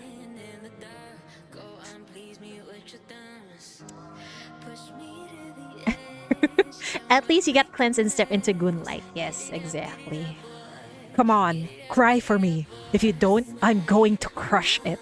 The same guest snarled, clutching Celine's pet bird in his hand. Fuck you, dude. Two of his cronies held her arms fast. It's annoying Millie isn't here to protect you this time. Ah, wait, I read that wrong. That annoying Millie isn't here to protect you this time. Come on, cry for me this instant, and I let it go. His grip tightened. The bird shrieked, its tiny claws scrabbling against his flesh, but its screech grew fainter and fainter. Fuck that dude. He deserves to burn in hell. She wanted to cry, but no tears would come. She tried to force them, bring them out of her empty eyes to save the bird, but there was nothing. She opened her mouth to beg for mercy, but no words formed. Stubborn bitch! Nothing gets you, huh? The guest spat, clenching his hand into a tight fist. A few small feathers poked out from between his knuckles. Celine collapses to her knees. Not long after, she received a gift. A feather one made from her bird's plumes. A tool for tickling or for punishment. It had been dyed a garish pink like some heartless mockery. Fuck, man. Who gave her this? Is it Mr. A? And the poor girl doesn't even know how to cry anymore. She's been broken too much. She stared blankly at the sadistic joke, then walked to the empty cage. She refilled the water and proceeded to feed a bird that was no longer there. Her movements were slow, as if tending to a hope for survival, one that had been taken away. But still, she didn't cry. Not a single tear fell. Why did you? Celine stared at the guest, crumpled in the pool of his own blood, and then at Millie, who was still smiling. Thank you, Millie! Oh my god, she also killed this horrible person. Similar to what happened to Sally, huh? Because you love that bird, Millie said, her smile as sweet as ever, her hands not ceasing their work. And I can't stand anyone destroying love. Any kind of love. Staff members rushed in, dragging Millie away and efficiently cleaning up the mess. Millie was thrown into the detention cell. Celine had heard of Millie's story then. It was so much like her own. She crept down to the cell to see Millie, who had nearly been beaten to death. But still, she didn't cry. The tears wouldn't come. She went on living as she had before. She rarely smiled, but she never cried. Impassive as the moon in the sky. When the end finally came, she escaped euphoria with the others. The MBCC chief sent a white sands merchant with a sweet tooth to find her home. It took months of searching. She felt nothing special when she returned home. No urge to weep. The place was alien to her. Then she was led to a small lonely gravestone. They told her it was her father's grave. After she was taken from her home, he had never given up looking for her. For 10 years, he had searched for her like a madman until he exhausted all his savings. But he had come up with nothing, and he died alone in his grief, in a land far from home. She stood quietly before the grave, a strange feeling rising in her chest. She didn't know what it was, only that her heart suddenly clenched, and a bitter ache climbed into her throat. Then her nose, her eyes. Man. And then she began to weep. The long overdue tears finally came. She wasn't crying for the years of torture or the endless humiliation she had endured. She was thinking of the blonde girl on the ship who had tried to protect her. She was starting to picture the father she had never had a chance to know, trying to picture his face as he desperately searched for his lost daughter. She wept because once someone had loved her. Man, that is so freaking sad. I'm assuming this lady was kidnapped when she was still a child and was sold to Euphoria, I think. Because there was still someone who was looking for her, but the problem is he died. This made me want to burn the world again. Good thing Euphoria already burned to the ground. This is heavy. This story almost got me crying, but it's freaking heavy, man. The poor people. At least we know she managed to find her hometown, but it's a bit sad that there is no one who's waiting for her there. I wonder what's going to happen to that lady. Poor her. What is this? Who owns this now? Is this your card? The magician produced a card from her sleeve. Ah! This is the magician girl, the one who I said was a tsundere in the previous stream. Is this your card? The magician produced a card from her sleeve. The very one the girl had chosen. The crowd applauded, cheering the girl on as she downed another drink. These people are so easy to fool, the magician thought, eyeing the pretty faces around her. I haven't even had to use my ability. So, she said to the young people gathered around her. I'm sorry, I just burped. So, how about checking out that club I mentioned? Free food, free drinks, and you can rub shoulders with some of the city's biggest names. She dangled the bait in the air. If even one of them bit, the night would count as a success. Wait, is he trying to lure people to euphoria? Remember the broken mirror in the backstage with words written on them? Yeah, the one with the slut and whore. That is... I wonder who wrote that. Was it this magician lady?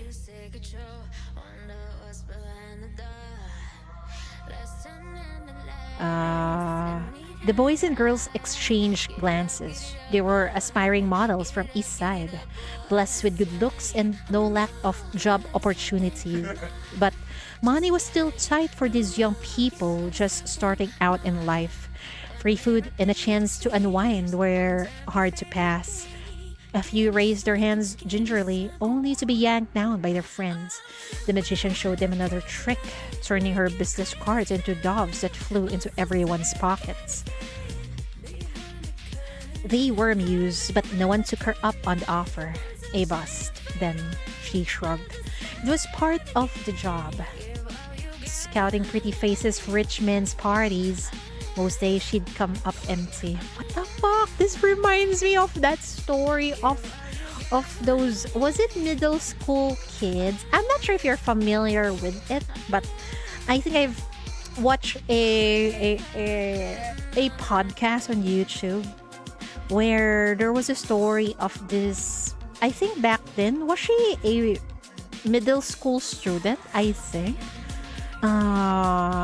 She was working in not really in the Epstein Island, okay, but in their house apparently, and she was recruiting some of her friends to work there also for extra cash. This is similar to that. The crowd began to disperse, but the girl from the card trick stayed behind.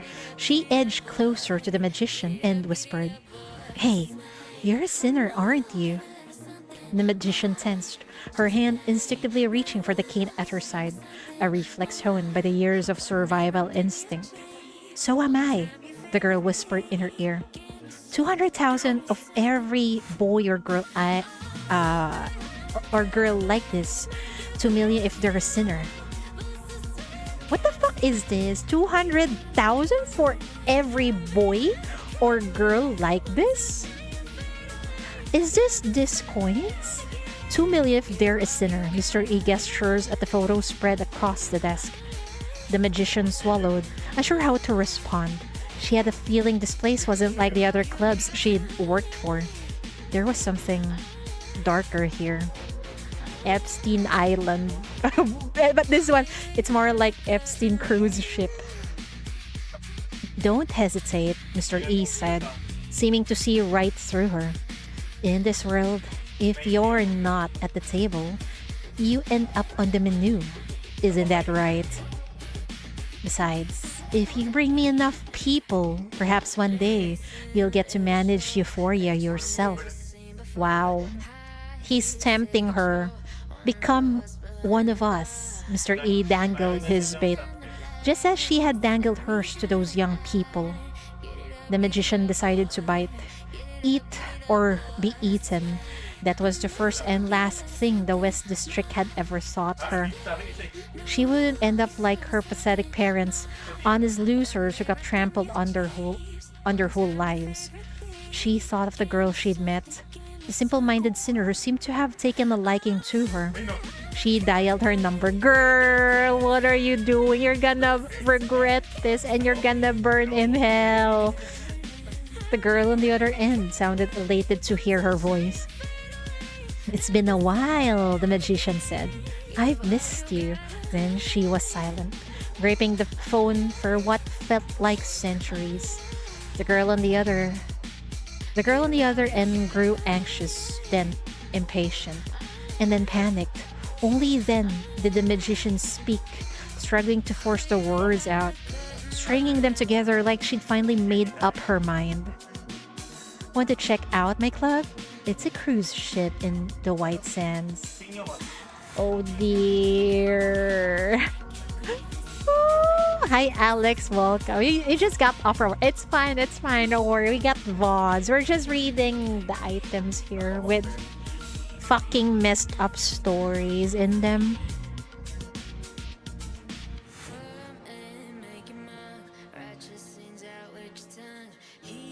Worried. The magician slammed her fist into the makeup mirror. It shattered, and dark red seeped from between her knuckles. What the fuck? She's the one who broke the mirror in the backstage room? She felt no pain. Using a bloody finger, she smeared 2 curse words onto the broken glass. Then she punched it again and again and again, as if the pain in her flesh could somehow dull the agony in her heart.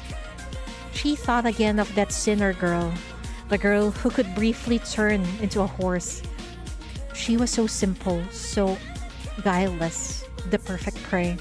It would have been a waste not to sell her out. Girl! Was she the one? Oh my god, the magician girl was the one who ratted out the centaur girl who disappeared in Euphoria. What the fuck? So she'd lured the girl to Euphoria. At first, the girl had used her ability to perform on stage, happy and clueless. But then she learned the truth that on the ship, she really would be treated like an animal. She cried out to the magician for help, but the magician just looked away, letting them drag the girl who had trusted her to the waste disposal. What the fuck? The magician had dreamed of rising through the ranks, maybe even becoming Mr. E's partner. But now she knew she was no different from the boys and girls sold to the ship. Just another plaything for the guests' amusement. Worse, even for she was an accomplice. Worse, even for she was an accomplice. She couldn't sleep. Every time she closed her eyes, she saw the girl's naive, trusting face. Now she is haunting your dream. Serves you right. You got blinded by fucking money, girl. She decided to wait for an opportunity, a chance to end this once and for all. Finally, all things went to hell. Uniformed ghosts from the city's past stormed the ship, and monsters brought endless mayhem. She knew her chance had come. She told Cassian to get the others and run, while she stayed behind to cover their escape. Her ability was weak, only capable of creating illusions in the vicinity, but this time, she was playing for keeps. Is she trying to save these people so that it would ease her conscience? When the end came, she lay in the corner of the ship, feeling the warmth drain from her body. What the fuck? And then she saw her, the girl, now turned into a mania monster. no longer moving. Slowly, the magician crawled toward her and took the girl's cold hand. Life is just a magic show, she thought. If she could perform one last trick, she'd want them to meet in the better world. Then she would cast a spell to erase the girl's memory so she would forget her for good. She's dead, isn't she? Oh my god. I should have done this because so you guys can see the dialogues. Duke Peacock. Okay, we've definitely seen this guy. Duke Peacock stood before his wife's grave, fine rain dampening the hair on his forehead. His eyes were sunken, his cheeks gaunt. He looked like a peacock lost in the throes of grief. Maybe we should change the back. Never mind. I don't want to bother. Peacock is twisted. Well, he's one of the customers. Of course he is. And looks like he lost his wife. I wonder if he's an old guy. His eyes were sunken, his cheeks gaunt. He looked like a peacock lost in the throes of grief. Such an elegant man, a guest whispered. A true artist of East Side. Have you heard him sing Love is a Caged Bird? That's what they mean by a heavenly voice. Is he a singer? The Duke began his eulogy, reminiscing about first meetings with his wife, falling in love, and her beautiful but short life. Oh shit, beautiful but short life. Did he abuse her? Such tragedy, someone sighed. Duchess passed away from illness less than a year after they got married. Oh shit. Illness, are you sure? She lost all her hair and couldn't even walk, and the Duke never left her side. He was with her until the very end. The man's tears mingled with the rain. The weight of the universe combined could not match his grief. Cameras clicked as journalists captured the moment, a scene straight from a classical oil painting. The rain fell from the sky like the unending threads of love and sorrow woven through centuries. At last, he finished his speech. The guests dabbed their eyes with handkerchiefs while he tilted his head back and gazed wearily into the leaden sky. He thought of the past year, how painstakingly he had dripped poison into his wife's breakfast every morning. Fuck you, dude. The hard work had paid off, culminating in his impeccable performance of a tragic love. He needs to burn in hell for doing this. My God, what a horrible person he is. I don't tell me she also poisoned girls in Euphoria, man.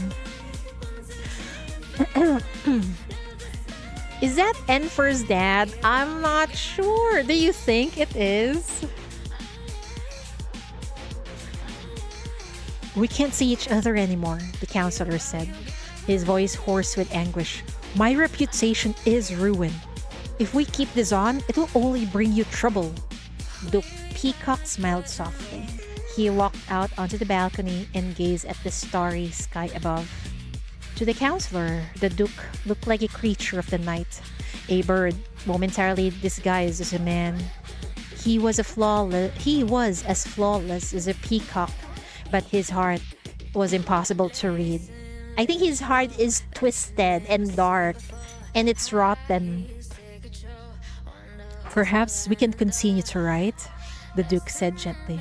You've always been my best audience after all. Wait! Do this counselor and Duke, are they lovers?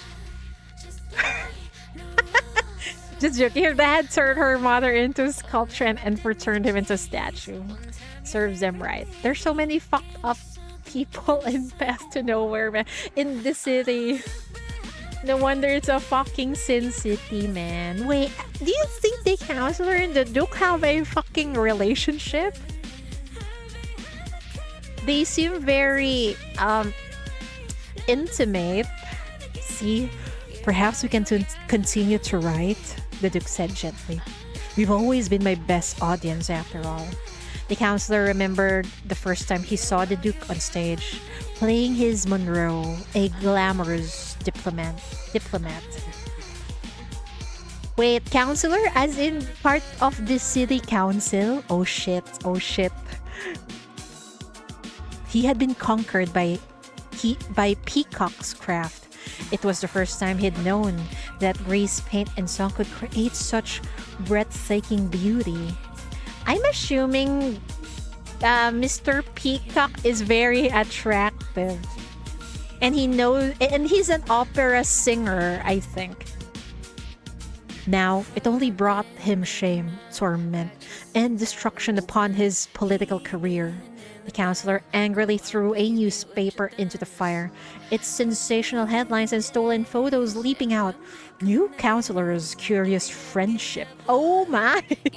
This is the tea I'm waiting for. Counselor's passion for theater or something more. Counselor's late night visit to Duke's mansion. That can be a title of a doujin, guys. A raunchy doujin. Counselor's late night visit to the Duke's mansion. Wink, wink. Duke Peacock didn't respond. He simply rested a comforting hand on his friend's shoulder. I'm thinking of a yaoi doujin. These wretched rumors, these damn reporters, the counselor raged, his face contorted into something unrecognizable. Why can't they just leave us alone? Duke Peacock said nothing. He began to sing a lament. The counselor's rage slowly subsided. He had never known a sad song could soothe such a turbulent heart.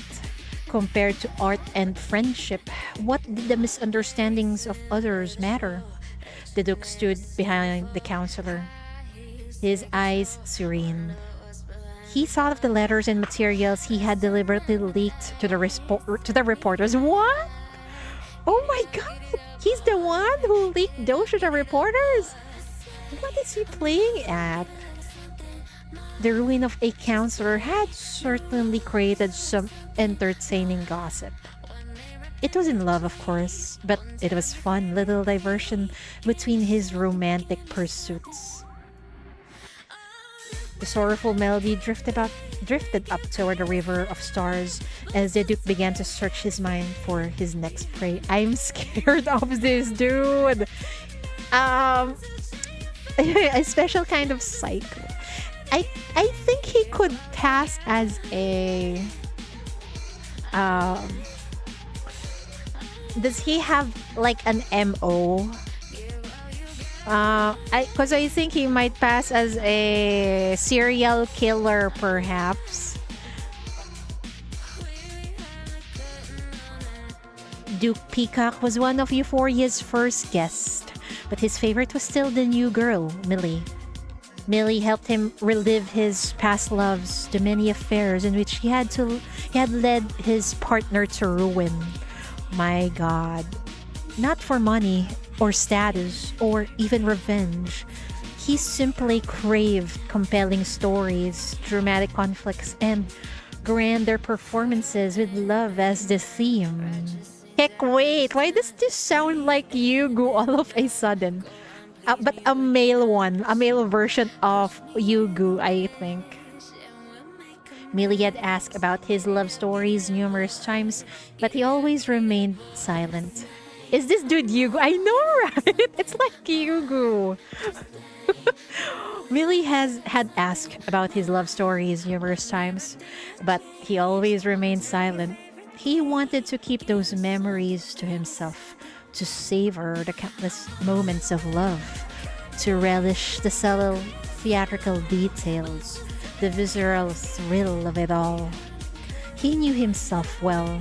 What he sought wasn't true love, but a performance that mimicked it. The peacock was addicted to the romantic lover he played, the applause of his audience, the improvised lines, and the tender, adoring look in his prey's eyes. Well, I think it's quite different from Yugu because this dude keeps on searching for prey, someone to prey on. As for Yugu just waits and lets things unfold. But I think the common denominator between the two is they relish on people's suffering. He was a twisted, grotesque beast, born from the abyss of his heart. Sometimes he would place a shimmering lure before his gaping maw, a lure called love. I'm scared. I'm scared of a male Yugu. Yugu loves sad endings mainly because they are truthful. Exactly. While Mr. Peacock here tries to manipulate people into their ruin. Yugu, on the other hand, I think she just watches the suffering but doesn't do anything about it like that.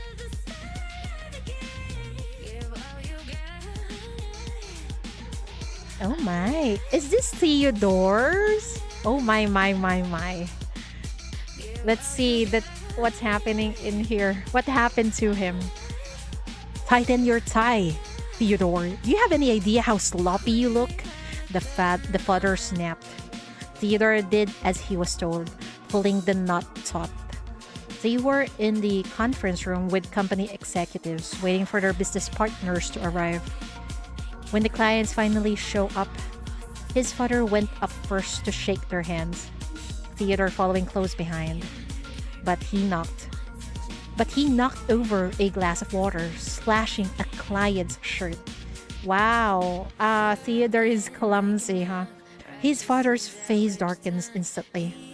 Fortunately, the company manager saved the day with a timely joke, and the tension eased enough for everyone to take their seats. The meeting began. Theodore couldn't make out a single word. All he could feel was the tie growing tighter and tighter, digging onto his neck. His face turned purple, and it felt like someone was pressing their hands around his throat. He struggled to breathe until the client finally noticed his distress. "Are you all right, young man? Feeling unwell?" the client asked.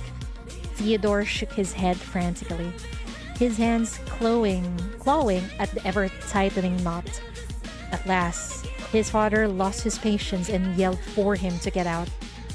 Theodore stumbled out of the room and curled up in the hallway. When his father emerged later, the deal successfully closed. He saw his son huddled in a corner. He frowned, but didn't stop or say a word, as if he'd spotted an unpleasant stain on the floor. Wow, another case of horrible parents in Path to Nowhere.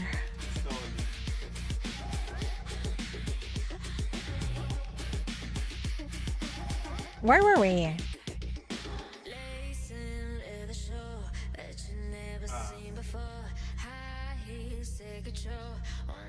Theodore tried to yank off the tie, but failed several times. Finally, he worked it loose and pulled it clumsily over his head, like he was getting rid of a hangman's noose. Then he flung it hard out of the window. "Loosen your tie, Theodore. Why make yourself so uptight?" This is his mother. "Loosen your tie, Theodore. Why make yourself so uptight?" his mother said impatiently, blowing smoke on Theodore's face. "It's fine. I like it this way," he said, cinching the knot. No, it isn't.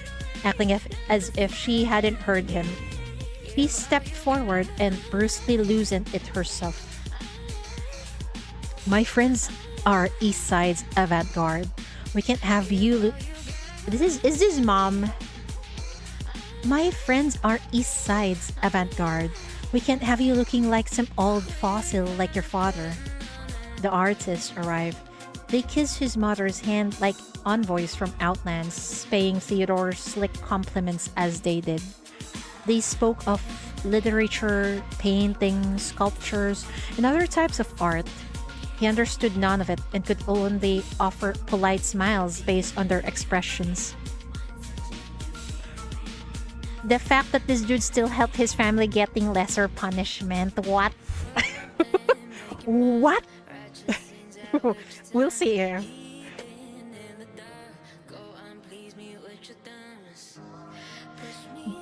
He understood none of it and could only offer polite smiles based on their expressions.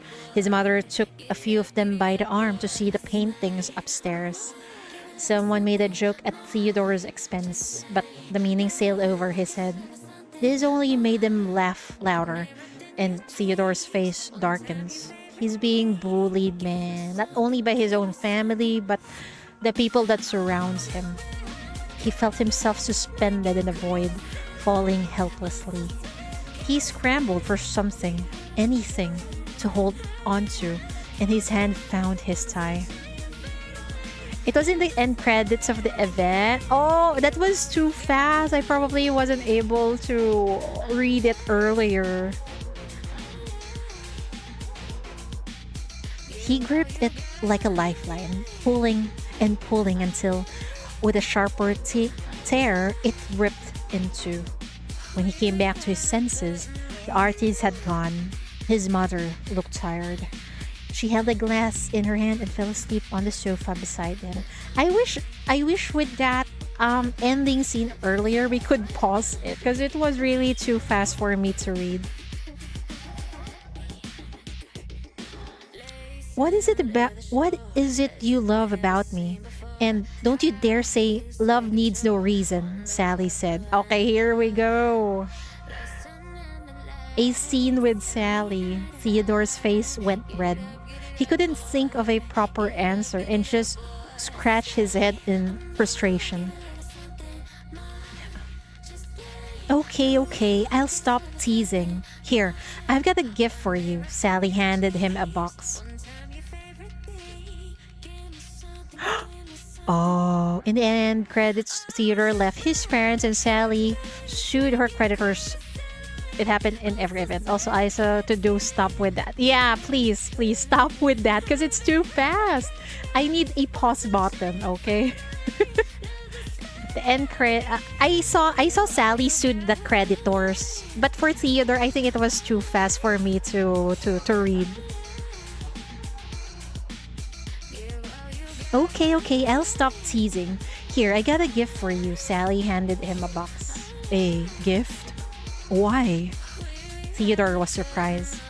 It's your birthday, silly. Sally smiled. Didn't your parents get you anything?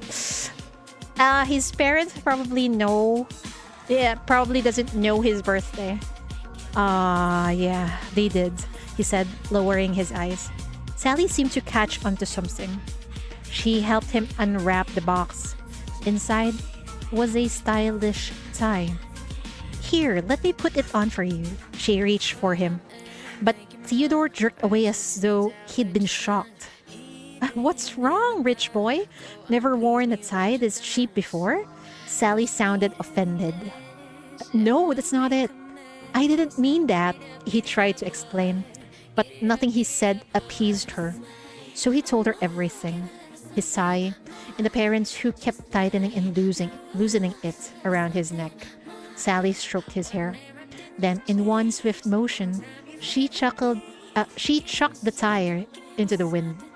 Theodore made a grab for it, but she held him back. But you gave me that as a gift, he cried. It doesn't matter. If you don't like ties, don't wear them, Sally said, patting his shoulder. She's so nice. Theodore, you should have cherished Sally. You don't have to do anything you don't want to. Tell your parents that. And if they kick you out, you can come to my place. You can have the couch. I'll even give you a deal on rent. Let's say 3,000 discoins a month. You don't have to be afraid of anyone. I've got your back, man. Theodore suddenly felt like crying, but held back the tears. It didn't seem very manly. In that moment, he finally knew why he'd fallen in love with Sally. He loved her freedom, her defiance, her courage. She was the blade that cut the noose from his neck, the person who allowed him to be himself. She was Sally. She was one of a kind. Man, do you think they managed to get back together, guys? Maybe they'll work it out. I don't know. But at least Theodore left his parents now. He can be with Sally. Vintage ship badge. Who owns this? Isn't this the badge of Euphoria? I hope so. He did not left his parents for nothing. I hope so. We need Sally interrogation real quick. In the heart of White Sands, a decree once was planned to build a palace more blessed than any promised land, where champagne and honey flow through endless feast of gold down into a fathomless maw, its hunger untold. What the fuck is this? What point of view is this? In a dream, I saw her once. A vision in the haze, the maiden with golden hair, smiling with her gaze. Rising from the depths of honey, she danced to praise of many, and sang of love and its transcendent glory. All who behold. I wonder if this is Chief, because it says I saw her in a dream.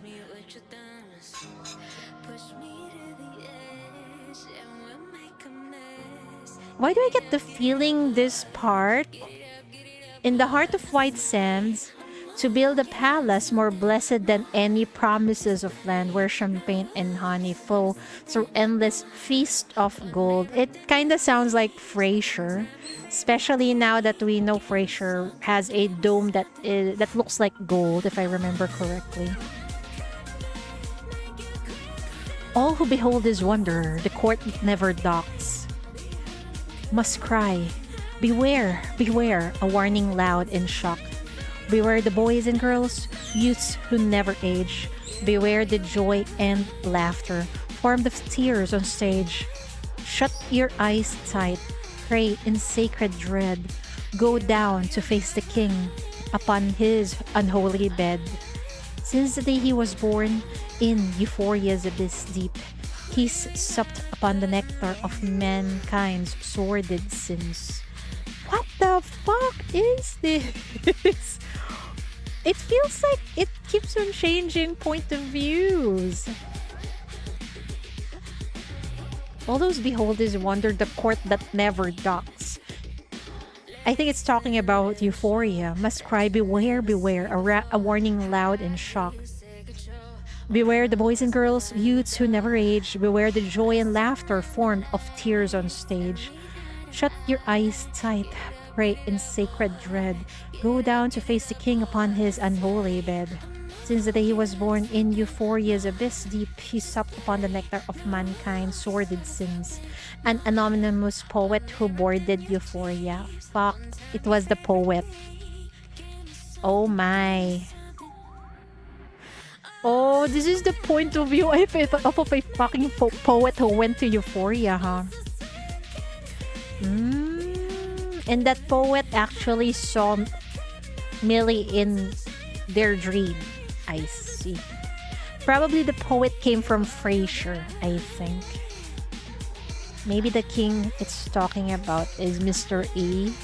Who knows? Anyway, that was so good. That was amazing. Also, what was I missing, guys?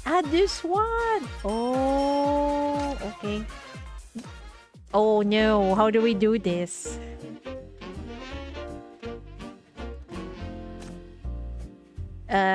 Equipping 2 jolly souvenirs is highly recommended.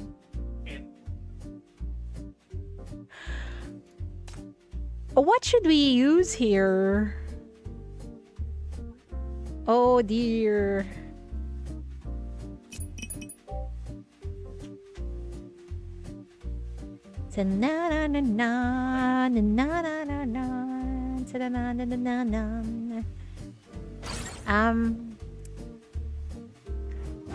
What did we unlock again? Oh dear. My sincerest love for you. Oh shit. Oh shit. We're going to die, bro. My sincerest love for you. Where is Chief when you need her? I need the fucking potestas, man. Oh no, we're dead. Waiting for won't be. Why is this so difficult?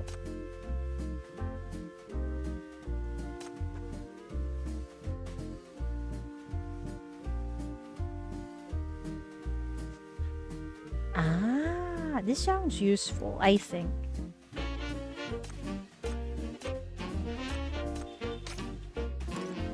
We'll try this. These stages are annoying. It is. Pain in the ass. Pain in the fucking ass. Oh dear lord.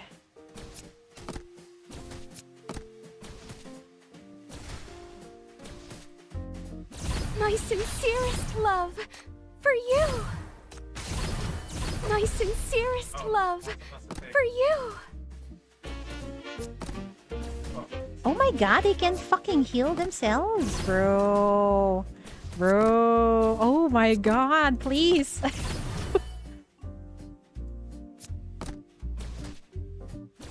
Hurry up, hurry up, hurry up, hurry up, hurry up, hurry up.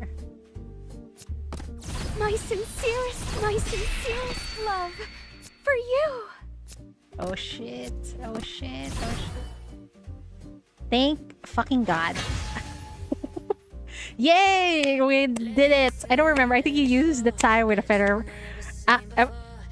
And whoever carries handcuff. It's okay. We're done. I don't know what happened, but they're dead. Thank goodness. So we cleared everything. Very pog. What an amazing event this is. Is this your favorite event also? Because for me, yes, I think this is it. This is it. The only thing we're missing is the boss fight, which I can just do later on. Because it's already 7 p.m. I need to go. I'll just read Interrogation tomorrow afternoon, my time. Possibly same time as our stream today. Also, I wonder how long is it? Do you think it'll take 3 hours? Of Millie Interrogation. I think it gets in line with Rainburst and Flora and Furl. What? Your favorite? Okay. I still like Flora and Furl, yes. But for this year, I think Honeyed-Eyed Night is it's the best one, I think. I really like Rainburst and Flora and Furl, that's true. Even Zero's event, I like a lot.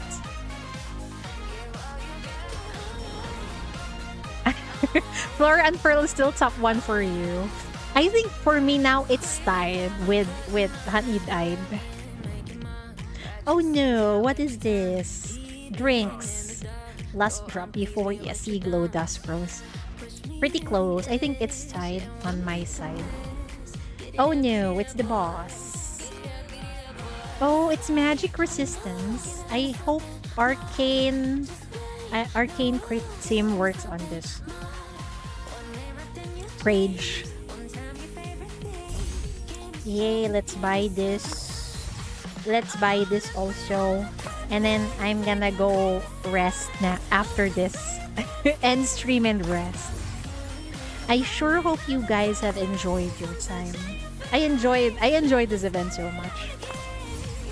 Bravo to Ice Snow as always. If this event is already this good, I wonder how good is the anniversary event. I am so freaking excited. I can't wait. But before that, we still have... I think we still have Cinex first, right? Cinex. Why is it that every time I see you, Cinex, so and then that bewildered? after that, it's the anniversary. Would you like me? Right.